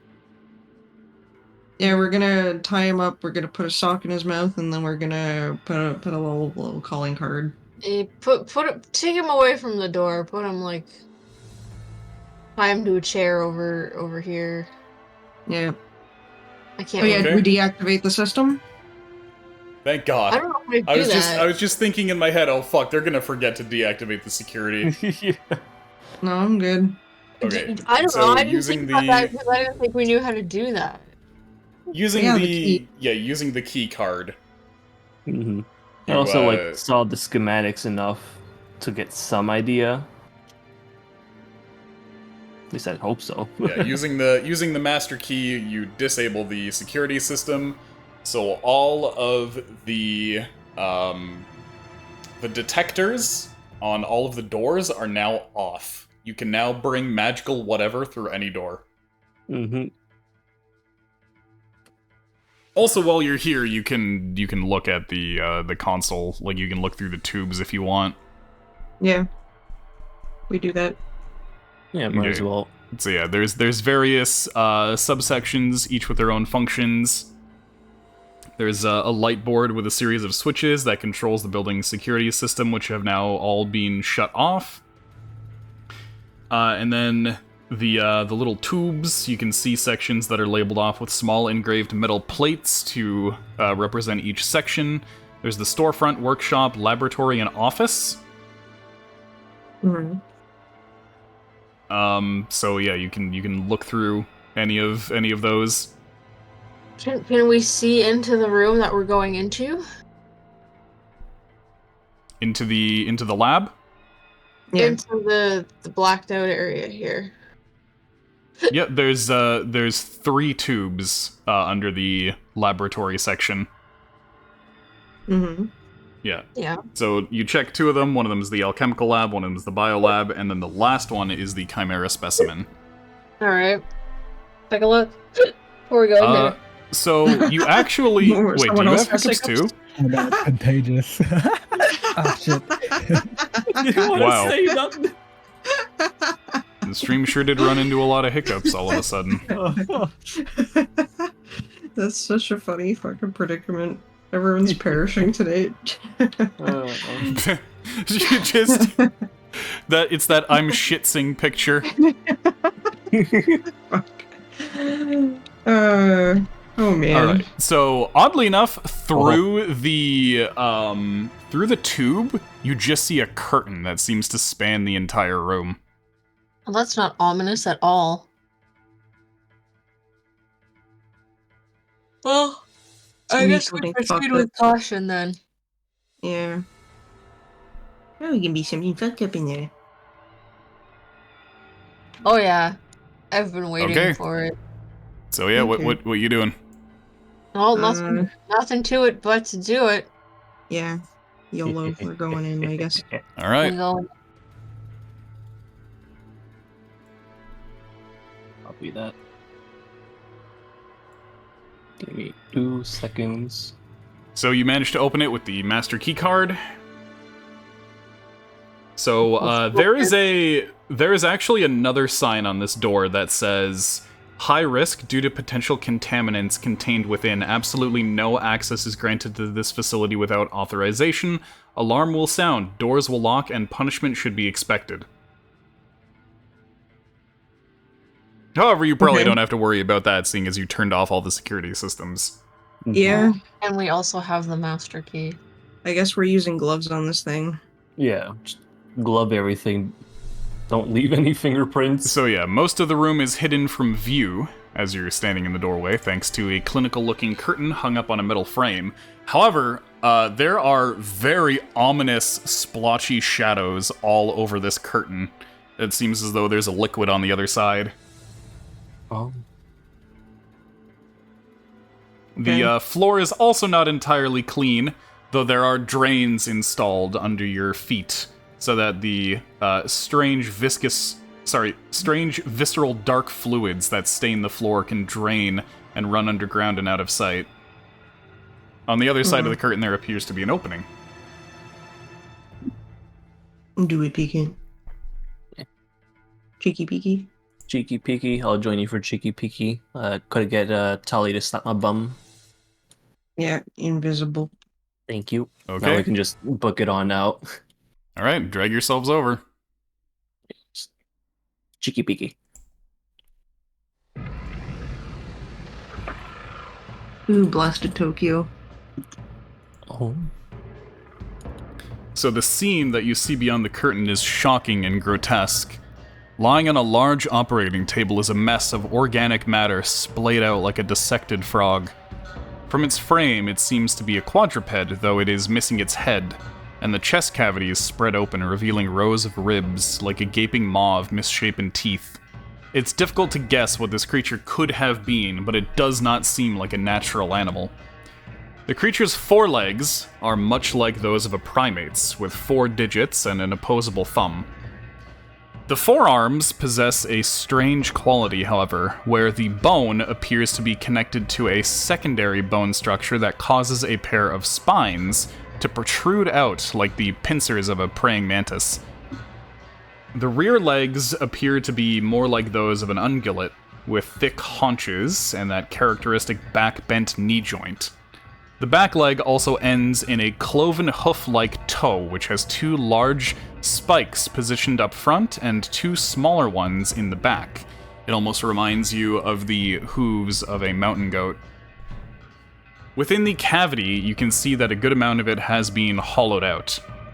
Looking closely, you can see that internal organs have been replaced with a tangle of rubber hosing that serves some kind of esoteric function. Beside the main body are various extremities, most notably a skull. The skull appears to belong to a primate, but the size of it is simply too small to go with the rest of the creature on the table. The most notable thing about the skull, aside from its diminutive size, is that the eye sockets are not only massive, but have actually been filled in with telescoping glass tubes like magnifying lenses. Around the lab, you can also see shelves full of documents and tools around, as well as machinery that appears highly surgical in nature. You know, tools of the trade, I guess. So, what do you do? So what? Sorry. So, Wally's. Wait, I kind of forget why we're grabbing this. Because it's proof of them doing some fucked up experimentation. There's a few reasons. For one, yes, it's proof of their experimentation. 2, it's the weapon that they're working on, so you want to get it out of their hands. 3, you can use this research yourself. Yeah. It's science time, baby! Alright, so we're gonna grab the research as well, I think. Gonna grab the what? The research? Okay. So you, grab as many documents as you possibly can. Yeah. So yeah, looking around the room for things other than the grotesque experiment being performed here, you find some documents that may detail or explain what the meaning of this could be. While you're shuffling things away into bags or loading them onto Iskra, what you find are actually some familiar documents. In the cabinet here, you find a set of schematics similar to the sacred blueprints of Opidus, which have been adapted over time into this current body of research. Oh, hey, I'm getting a raid. Welcome in, Camellia VT. Oh, is that? Hi, Cammy. How are you guys doing? Welcome in, welcome in. Oh, I see that Cryo was cheating on me mid D&D. Also, thank you very much, Winter Rose, for that follow. Oh, thank you, Flair. Thank you, Flair. Flair's on it. Better mod than me. Hey, Cammy. Also, to our D&D. thank you very much, Levian, for that follow as well. Yeah, welcome. Also, yeah, thank you for giving that shout-out, Flair. Yeah. Welcome into our Dungeons & Dragons campaign. Thank you as well, Camellia, for that follow. Yeah, take a look at the abomination that we have on. Wow. Yeah, really. Yeah. You've come in at one of the most gruesome times. I guess to give a cursory explanation of what's going on here, the party is currently infiltrating a research facility where they're working on creating artificial chimeras. So they're doing experiments. Some corporate and espionage. Yeah. They're doing experiments on living creatures in order to create the ultimate chimera to use as a biological weapon. And the party is currently in here attempting to extract the research materials and get them out so that they can expose all of the shady activities going on in this lab. Yeah. But I like the sound of Forest Witch streamer. I'm gonna have to give you a little peek.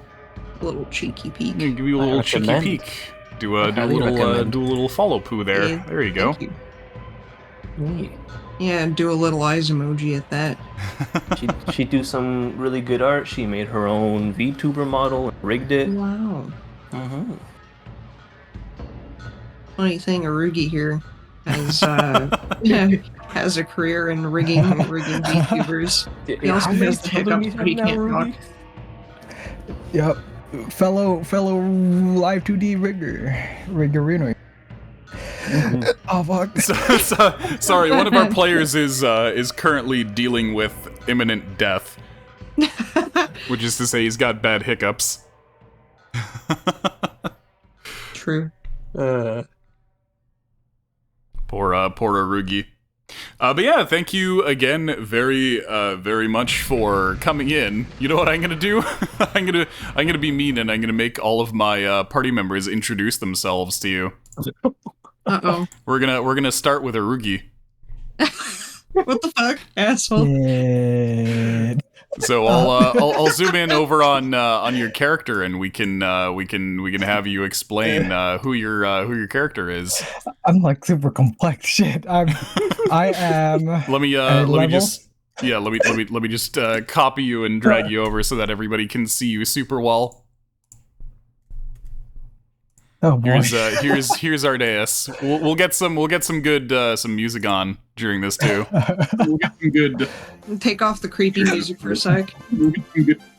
Yay! Yay! All right, go ahead and describe your character for us, Arugi. Okay, I am a level 3 warlock, level 3 bard, and level 2 fuck mystic, hexblade warlock. He's a ridiculous cross-classed monstrosity is what he is. Satire bard and general mystic. Yeah, he's like a psychic bard skeleton pirate drunkard. Yeah, I have, I think, 4 fellas talking in my head. Also a cultist gym rat. Yeah. Cultist gym rat. Yeah. My goal is to join all the cults in the world. I'm being initiated into one. They didn't let me in yet. It's what's it called? The Children of Orphan.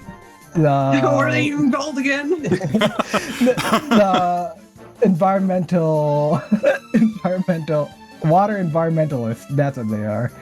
Uh-huh. The ocean environmentalist. Yeah, he's a man of many hats. Yep, man of many hats. And right now, I'm slowly degrading in real life and in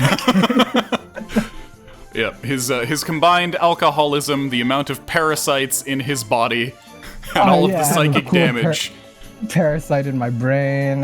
He's gonna be a hell of a cool undead one day. That's true. I have this cool. Wally will summon him.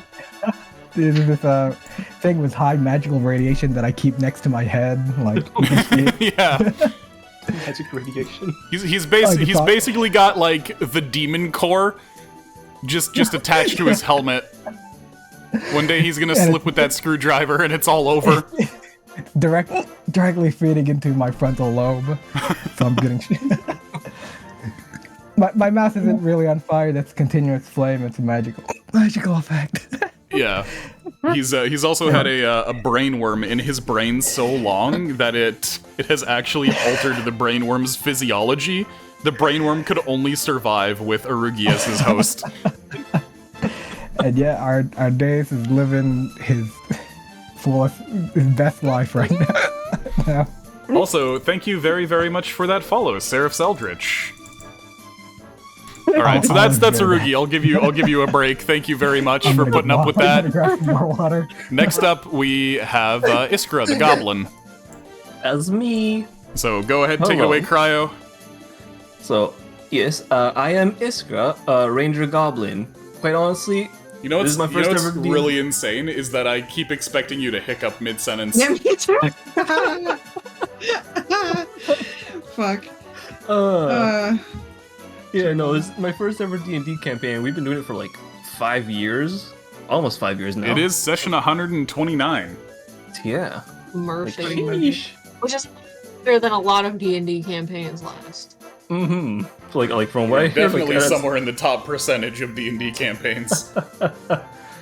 But yeah, quite honestly, just trying to figure out, like, okay, something to fill the party, something to do, what sounds like interesting. Oh, hey, look, it can be like a Monster Hunter thing, and I'd never even Monster Hunter till after the game, so cool. And, so yeah, Monster Hunter Goblin Ranger. I'm a goblin just because, the goblin. I was looking at like all the other things I could do. Could be, oh, I could do a paladin. I could be like an elf thing. I could do that, but the goblin. Something that face to you. Yeah, I mean, it kind of speaks to me. I mean, it's those sexy short stacks. Wow. That wasn't the thought option. It was just like a hee hee. But we've actually gotten some new lore for our resident monster hunting pyromaniac goblin, which is that the source of. So most of the party has some kind of source of psychic abilities. And we recently learned what Iskra here's source is, which is that they have a partially digested fetal twin living in their brain. Basically, they were conceived as twins, but one cluster of cells decided to cannibalize the other in the womb. So technically, Iskra is like 1.01 goblins. You got Iskra, you have Riska. Which is the source of one, the demonic voices that Iskra hears at night, and two, potential psychic abilities. Yay! Oh yeah, fun things.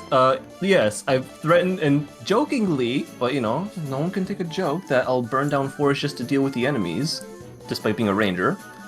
And I have like solar powered least environmentally conscious ranger.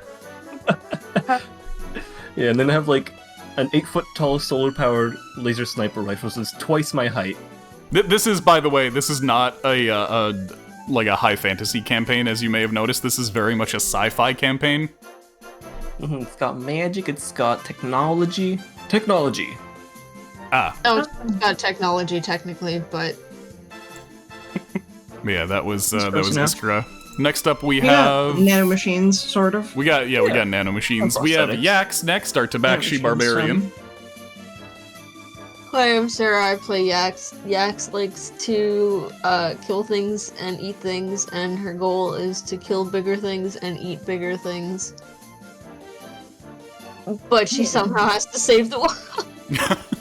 You gotta save the world if you want to keep on eating. Yeah. You save the world if you want to keep on eating. And you gotta eat more things if you're saving the world. Yax is not a very deep character. We are in one of the rare moments where she's not using her mech suit. Maybe I'll sorry. To double clarify that, a few of the party members have picked up some unique pieces of equipment similar to the chimeras that are being worked on in this lab. The party has actually developed biological suits. This is the Monoceros, the narwhal. Also, thank you very much for saying so, Winter Rose. So the DM has very much... Oh, have fun. Yeah. Enabled me to hit things harder and more often. Yeah, one of the current plot threads is that various organizations are developing these biological suits that are semi-mechanical, semi-animal, that basically enhance the abilities of anybody who enters and merges with them. So this is what I look like 80% of the time, because she merges with this and then can hit things a ridiculous number of times. But four-armed land shark with like land shark piston. I mean, you say land shark, but it is technically mammalian. Oh, well, it's a land narwhal. Land narwhal. Yeah. Except the horn is a pile driver. Yeah. Yeah, Yax was never really developed to be a particularly deep character. Alright, she go around. Your expanding brain. Oh, hey, Skippy. Digimon, apparently. Hi.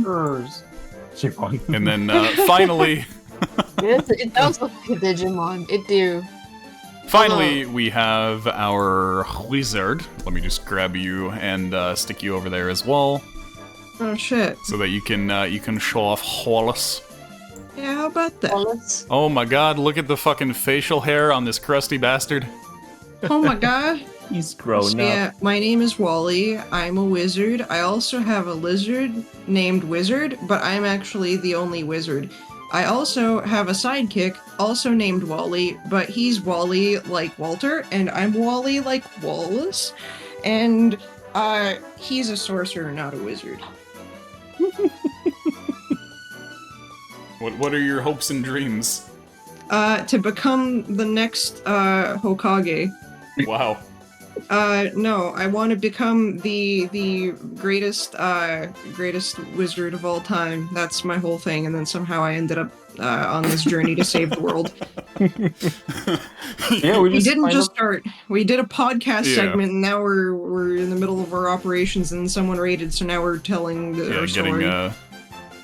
Just getting a rundown on each of the characters.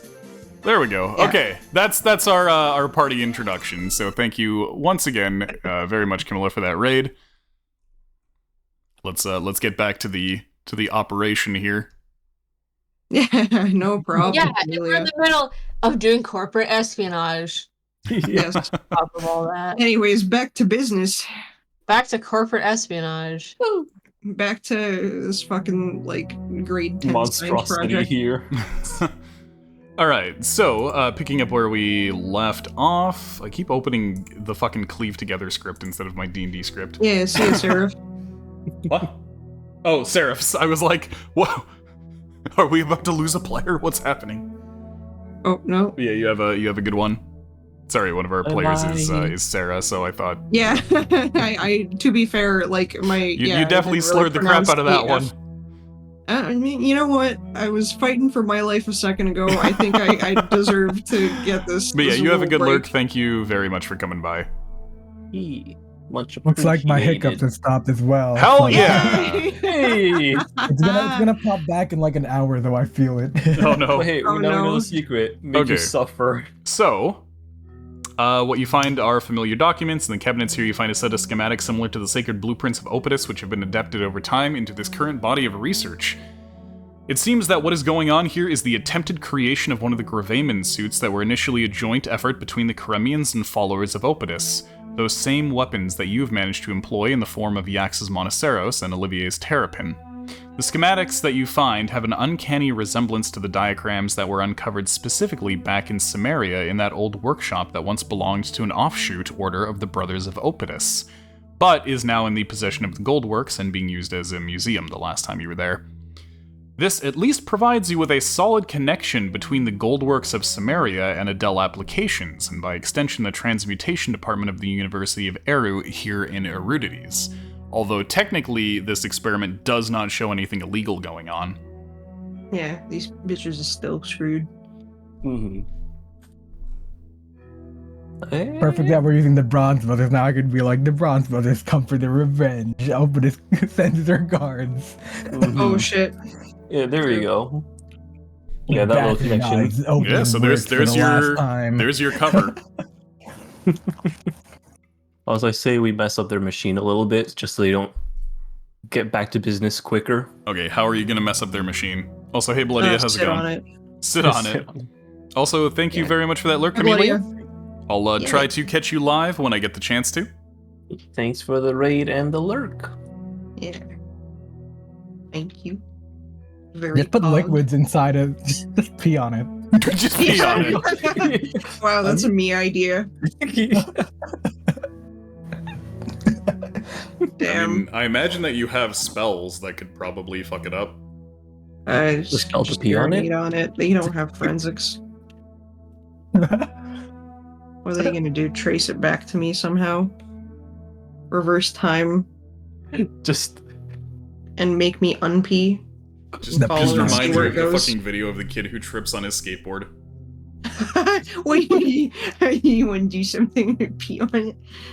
That was a really good one. For minor context, there's a video of there's two young boys who are filming skate footage, and one of them on his skateboard trips over a rock and hits his whole entire front half on the ground really hard, and his friend is cheering him up and stuff, and he's like, "Oh, hey, I found what tripped you. It's this rock. You wanna pee on it? We should pee on this rock." We should do something. We should do something funny, like pee on it. I was like, oh, and man, the kid who's on the ground is like, "I don't want to pee on the rock. I just want to live." It's one of my favorite videos of all time. Super good. Stuff. The P-Rock story. The Yeah. P-Rock story. Have you seen that video, Skippy? It's pretty I'm pretty legendary. sure. Yeah, I'm pretty sure I might have shown it to you, or maybe I haven't. I'm not You sure. could say you're P-sure. No, okay. Sure. Oh. Okay, I'll send it to you. Anyway. What is the course of action from here, fellas? Well, since things are all kind of nasty and split open and stuff, maybe we should get some of these things. Why can't it click? These canvases or whatever, and kind of wrap the body in there so Yax can carry it, and not just have Okay. nastiness on her. So you take down one of the curtains and you stick all of the loose body parts in there. That's a really good idea because I was planning on just kind of grabbing everything. Yeah, I wouldn't have thought of that. That's a schmarts.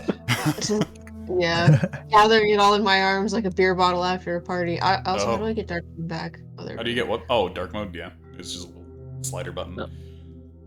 Toggle. Awful. It's on the left side. You'll see the little moon. Yeah, I think she got it. I got it. Alright, yeah. so yeah, you gather that up in the bag. You now have a whole bunch of body parts and documents in a sack. Excellent. I mean, keep the documents aside from the sack. Yeah, Yeah. to let the documents get all You fucked up. throw the documents in a sack, you throw the body parts in a sack, then you throw one sack into the other sack. Do you Wait, think I'd sack, have sack. time to draw all of this? Draw? I have To like draw the scene? Your spell takes a minute if you're using the black and white version. Mm-hmm. It takes an hour Okay. if you're using the color version. Okay, I'm gonna use the black and white version. We do have Okay. a minute, yeah? Yeah. I think It should be fine. Yeah. Okay, I'll go in here and I'll draw the entire scene so that we can have a nice spread, or maybe I'll go from here, just so that I can find look Okay. at the machinery and everything and Okay. draw the entire scene as it was. Mm-hmm. Right on the axe's shoulder, so you got like an overview. Yeah. Okay, excellent. Okay. Okay. And then, Yeah, yeah, just you gather documenting your the scene. stuff, and let me know when you zip out. Yeah. Anything else worth nabbing here, or we got everything? Can I roll investigation to see if there's anything? Well, you just grabbed all of the documents and folios off the shelves. Okay, then I guess we can teleport out. Okay. And yeah, just I guess rip out some cables, maybe steal some important looking piece from this thing. Yeah, Yax has a bladed weapon. She can cut some stuff up. Yeah, I True. got some too. So yeah. Yeah. Yeah, we'll hack at the machine a little bit and just maybe steal a couple parts from it. Okay. Or Cool. So we can do intimidation that. to find things. You just Mhm. glare at the room and then all the secrets spill out. Okay. Well, while you to start dimension dooring, I'm gonna start booking it on out of here. Okay. Yeah, the doors no longer have any of their security measures on them. So yeah, Yax grabs onto Wally. Wally dimension doors out. Yeah, and I also give what's it called? I give Iskra the anti-scrying disc. So Yeah, that she can she's hold had it on the to whole time. Okay, good. Yeah. What door's better? Should I just go through the factory off to the left? I think I should go through the factory. Why do you want to go Yeah, through well- the factory? Because you have all these dudes out front, and Yeah, just go to the side door. Okay, fine. We go through that door. Yeah, keep in mind that this guy is the one that's got the what's it called? It's yeah, the guard boss dude. He's the one that's got the glasses that can Mhm. see invisibility. Yeah. So Yeah, but I'll go. you can easily scale one of the walls. Yeah. Hold on. I wonder if maybe you can go through the facility and then leave through this left door and then leave through this left Yeah. exit. Yeah. So I was saying Yeah. I was gonna go through the facility that way. Okay. Okay. All right. Yes, you're smart. Yeah. Just avoid any chance of being seen. Everything's turned off, right? Yeah. Then Mm, I guess we teleport on out. Yep. I'm home Ready, free. Yanks? You guys teleport out. Yeah. Okay. So it's just the last two groups, really. All right. Let's Okay, go. so Yeah. yeah, Ardeus, I guess you're sending the Adels out. Yep. Poop. Invisibility, and then wait till Wait. my imp tells me that one of them escaped, and then invisibility Wait, again. hold on. There's a problem. Yeah. The captain's out front. Yeah. I thought we were gonna go out the window and have them jump down or climb Featherfall. down with Featherfall. Yeah, so we'll have to go over the wall. I'm really bad with heights. Okay. Oh no. Arugi can go, or Ardeus can You go. knock him out and carry him. Is there anyone outside right now? Like if I look up, no one's here. Yeah, they're all at the front. You know what you do? You give him like a little pill, like one of those knockout like the herbs that we got, and you're like, hey, this will help you with your height fears. Okay, eat that and you'll feel better. And then he just falls unconscious, and you just like carry him out. Everyone's out in front, right? I might just be able to carry him. Is he light enough where I could carry him? I mean, it would for sure look like you were carrying a guy. Both of you hold your breath for like a hot minute. You're going inside the bag of holding. I'm gonna What? take you guys out. No, real quick. that's like very much one thing that's not advisable to your health. Okay. Is going into the bag of holding. I imagine that it's like space in there. Yeah, it would basically be like being in the vacuum of space. Yeah. Okay. You could have him run through the factory as well. It's just, that's dangerous too. Yeah, you could. You guys go probably invisible through the factory. factory same way I left. Yeah, the security systems are off. Security system should be off, so you could go. You could probably just go through the front door. Shit. I'll cast invisibility Let's onto not you. go through the front door just because. Yeah, you mean the side door. Of this building, the one we're in right now. There's only. Yeah. Just exit through this door. Okay, so they exit through the door. Then yeah, just go around this way. That should be fine. Okay, Hopefully. so they go it that way. No need to jump down buildings, right? Meanwhile, Smalley is over here flossing, waiting for them. Yeah, waiting at the wrong. It's okay. So, who's gonna give the signal that they're out now? Isn't the signal just like? Oh, okay. Well, the imp could tell me when. Ah, shit. The imp could follow them out and then tell me when they're both out of here. Okay, and then who's gonna tell Smalley that the plan has changed? Wizard. Fly. Okay, wizard. well, Yeah. okay, so who's gonna tell Wally that the plan has changed so he can tell Wizard so he can tell Smalley? True. Because Wally is like a kilometer away right now. All right. Yeah. Okay. So the imp. Well, not a will go kilometer ahead away. and They didn't zip away that far because you still need control over Dolly Wally. You still need to get to a spot where you can get Dolly Wally to teleport, meaning you've got to. Yeah, I can. I think. Hold on. Isn't it 60 feet? No, I think it's 100 90? feet.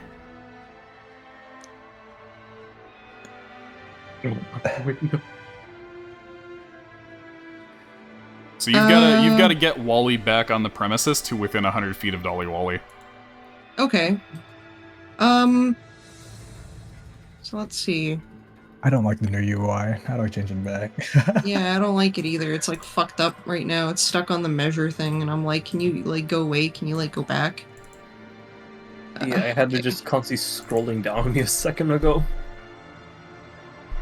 Terrible. Yeah. Monkey. Hey, you could probably do it from behind here. Yeah, because I can. Okay, Dolly Wally. Let's see. I just magic need to conduit. go back Right. Yeah, to- you need to be 100 feet. Within 100 feet of Dolly Wally. Yeah, that's okay. So what I can do is I can teleport us to like over here, and then I can probably sprint to over here. And then, release the shit. Does that make sense? Can you already do that? And then, and then you need your own extraction plan. I could just run. You just book it. Yeah, I mean, it's not that far off. to run. If I just, sprint, then I'll already make it to the gate and I'm home free. Yeah, and you got haste too, right? Yeah, I can haste myself, but you could need to ride get on out. the mule if you'd like. I'm basically out, so... Oh, okay, good. Yeah, Okay. I just left myself, I'm out. I'll just put a screw up. Here's what Logan's gonna do. When you hear him finish shouting, that's when you cast Dimension Door. Yeah, hold on, because we need to teleport out first, like that. Yeah, so you zoop out, Yax and Ardbar take care of the Chimera, and then you run back in.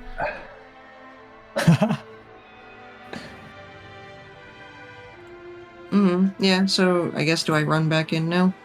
Yeah. Yeah, so I have to go to here.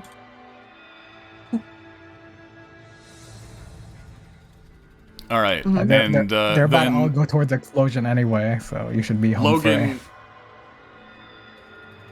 Logan shouts, It's time for the Bronze Brothers Bonanza! And then he throws something at his feet, which causes a massive plume of colored smoke to shoot up, obscuring himself and Dolly Wally. Okay, and I guess that would be when I Dimension Door. Alright, so you cast Dimension Door through Dolly Wally, holding on to Logan. Yeah. And we pop on out. they teleport out. Yeah, we teleport out over here. Nice. The smoke clears and they go in here and they're like, what the hell? Where'd he go? What happened? Do I hear that from where I'm at? You'll need the signal from what is or Wally any can, signal from Ardbar. Wally can Also, hey, Pin. deliver that because he was the one that dispelled it. Hi, Pin. Hope you're having a good lurk. Hello. Whoa. Right, so Wizard is over here, and can we get out of my face measure tool? Yeah, so he can... It's 100 feet for him to talk? For Wiz the Liz? Yeah, for Wizard, I don't remember. Let me just check. 100 feet, wow! Yeah. Yes, okay, so yeah, I can, You could even just message the imp too, who's right over here. oh, true. And then it will message our Dave. Yeah, that's once again, let me pull up the horse to dwarf diagram. The way it works is Party A messages Wiz the Liz, because Wiz the Liz has two-way telepathic communication. Wiz the Liz messages the imp messages Arugi, and then Arugi can message somebody else. So that's how you get your horse to talk to your dwarf. Yeah. Okay. So you bounce it off the relay, message Wiz messages Imp messages Ardeus, tells you that Logan is extracted, the Adels are extracted, Wally's extracted, Dolly Wally's extracted, Iskra is somewhere unknown. Extracted as well. Extracted. Pumpkin's on the roof. Pumpkin can just sneak out. Yeah, Yax already came out too. She's and just then Yax for some is reason extracted. Okay, so stolen. everybody's extracted basically. Yep. Yeah. Okay. So now, So now you just need to extract yourself, or you could do your you got to do your roof speech first. Yeah. So I'll head up on the roof. Right, let's make it explode first. So first I'll get out the building and hopefully set the ghoul to go to the spot to indicate explosion. Okay. Would it be good to get the do they want the Adels to be seen here before the explosion, or do you want to lead them out? They're already out. They're not Okay. supposed to be here already. Yeah, we just have Okay, wait, so are you doing your speech before or after the explosion? After the explosion. Okay, so Lushka, yes, take the shot. Okay. Move the Adels so it doesn't look like we're killing them. What? Those are the zombies. Those are the zombies. Oh, those are zombies. I see. They're dressed as the Adels with their... Never mind. It was just too real. Yeah. Leisha, take shot. That you're actually making it with disadvantage. Take shot. You might need so a 13, by the way, is a miss. So you might need a few shots. Yeah, that's what I was trying to like set up to like hopefully like counteract it, so it's just aimed perfectly at the window. But yeah, okay. Take shots. Take shots. Maybe maybe I could just tell the zombie to like to light it. Commands? Yeah, to just light it himself.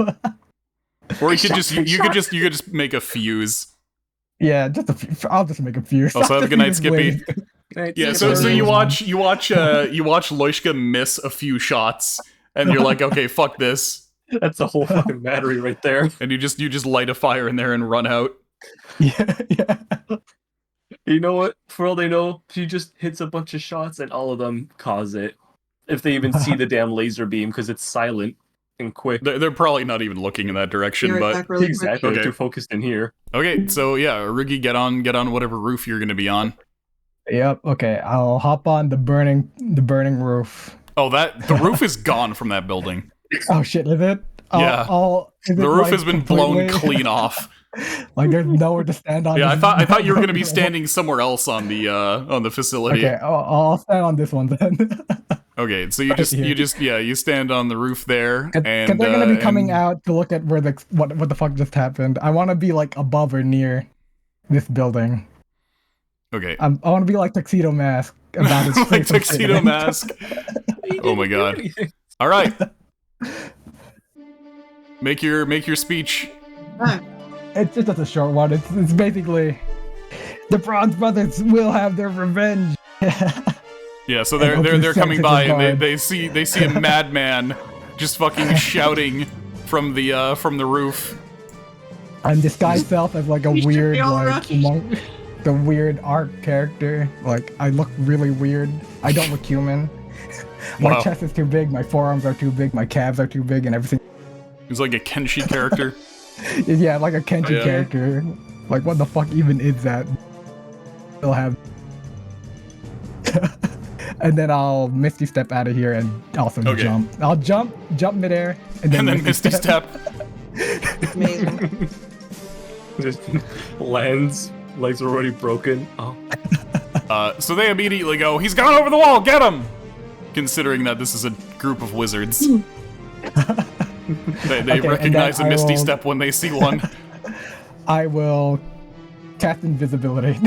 And then okay. Remember and then tumble away. Just don't tumble away. Just start fucking They can't wear they can't use their cool sunglasses in the dark.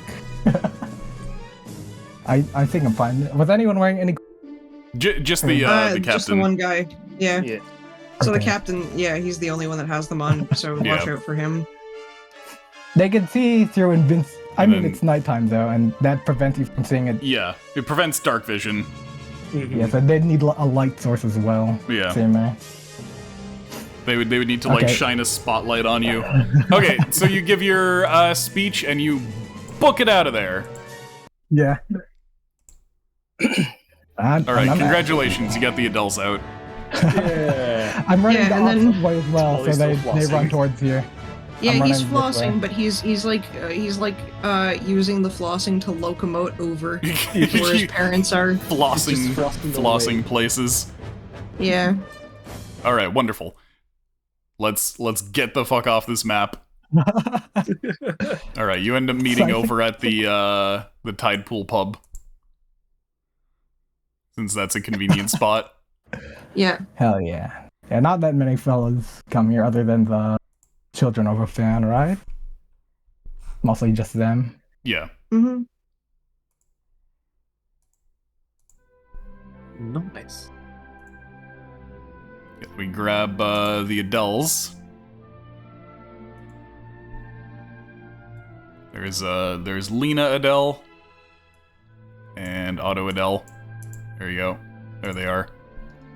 Mommy, daddy. There's Smallbert. Yay. Puppies. Mommy, daddy. Mommy and daddy, hello. Bow tie pasta, bow tie pasta. Yeah. He just flosses going, bow tie pasta, bow tie pasta. bow tie pasta, poggers. And they're like, oh my god, you lobotomized him. What have you done to our boy? Yes. What have you been teaching him? So yeah, Things. after their long internment, the Adels request that they have time to catch up with their son Walter if they could be allowed the opportunity. But the Sure. cost. Yeah. Yeah. So you can go ahead and get Smalley to tell them all about everything that's been going on. Mummy, daddy, hello.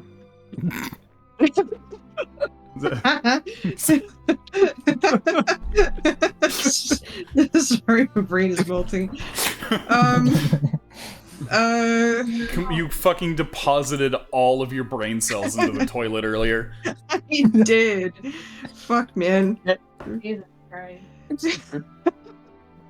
Sorry. Yeah, so Oh, what do you God. tell them about all your adventures and the things that you've accomplished? Absolutely We're saving the world. You're gonna take Wally away from us. Yeah, true. Don't let him talk. Don't let him talk.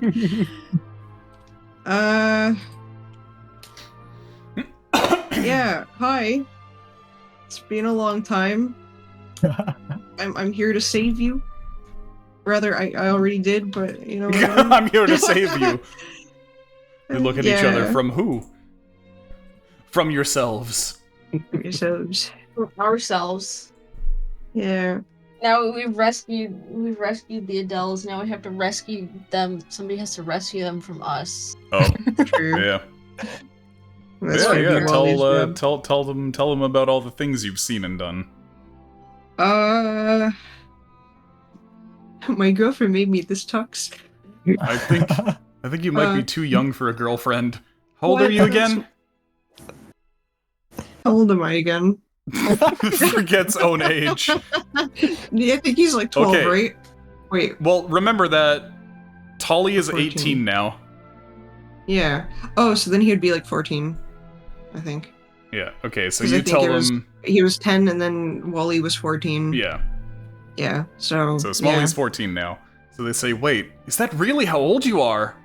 Yeah. Time has really flown by. I'm so sad we had to miss out on watching you grow up. That's we'll have to- okay. We'll have to make up I- for lost I- time." Yeah, but at least I spent that time with good friends. They So I'm look at still your pretty entire happy group. They're wasted already. In this in this cultist bar where there's also just like a member of the like Erudities University as Nezrene. Yeah, it's okay. They're all good people. For the most part. Well, they did help Yeah, us. watch out for that our days. Hey, I'm like the most nicest fella here. I'm the most True. accommodating. You're the most I'm the friendly. most accommodating person here. Not a The least judgmental. That's true. He's not in the position to judge anyone. Yeah. But Okay. yeah, it's nice. So you know? after taking some time to recover from the adventure and the heist, and allowing the Adels to catch up with their son, it's time to get down to business. Hmm.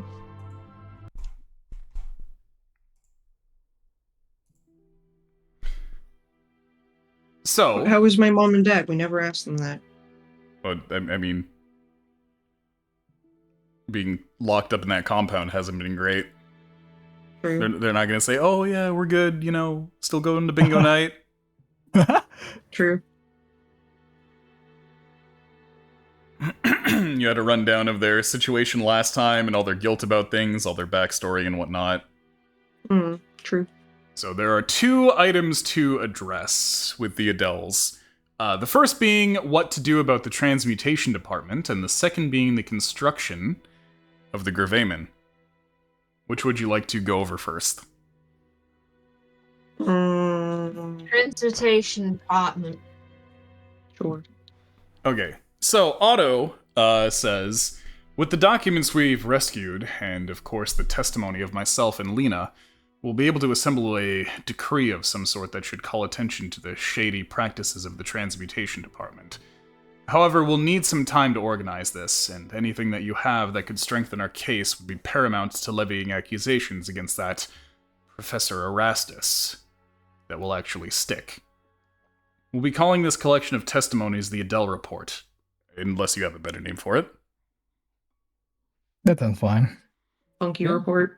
The Funky Report. Funk report. Yeah. That's a self-report right there. The Funky Folio. Yeah. The funk. Coming to funk you up. Man, my voice is getting fucky again.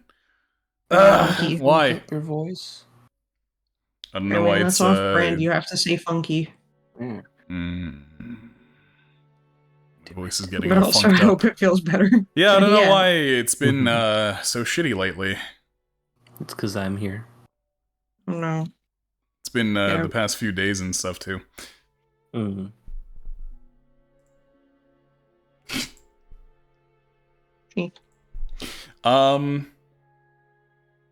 Right, so in, I guess you could, share information with the Adeles based on the stuff that you found regarding the Sovrani Mm-hmm. and whatnot, so that they could add that to their report. But they also need more stuff, which you could possibly find pursuing the Children of Orphan quests.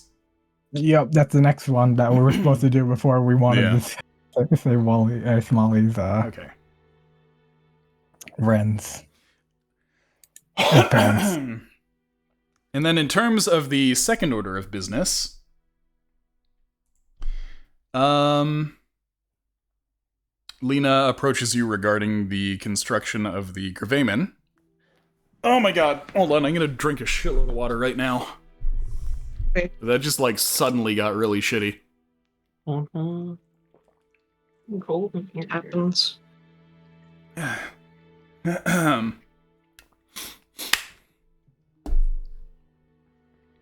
Alright, so Lena says to you, it's good that you secured all of the research that you possibly could from the R&D lab. I only wish that... I only wish I could fucking speak. I only wish that we were able to bring more scientists with us, but I understand that the situation was incredibly precarious.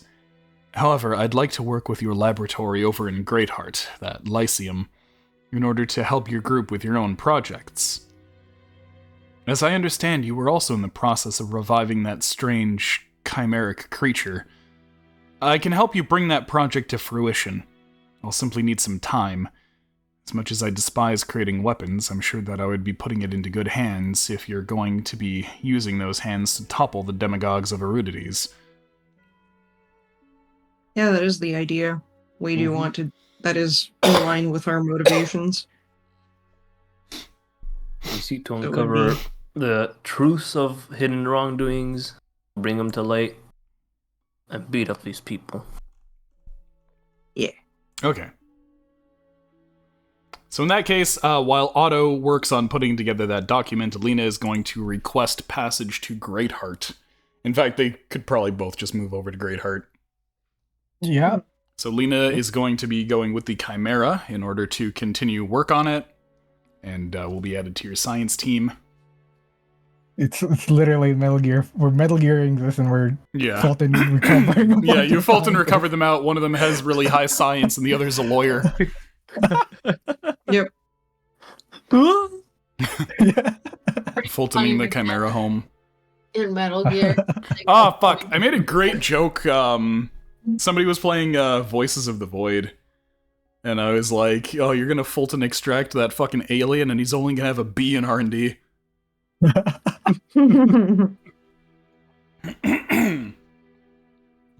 Alright.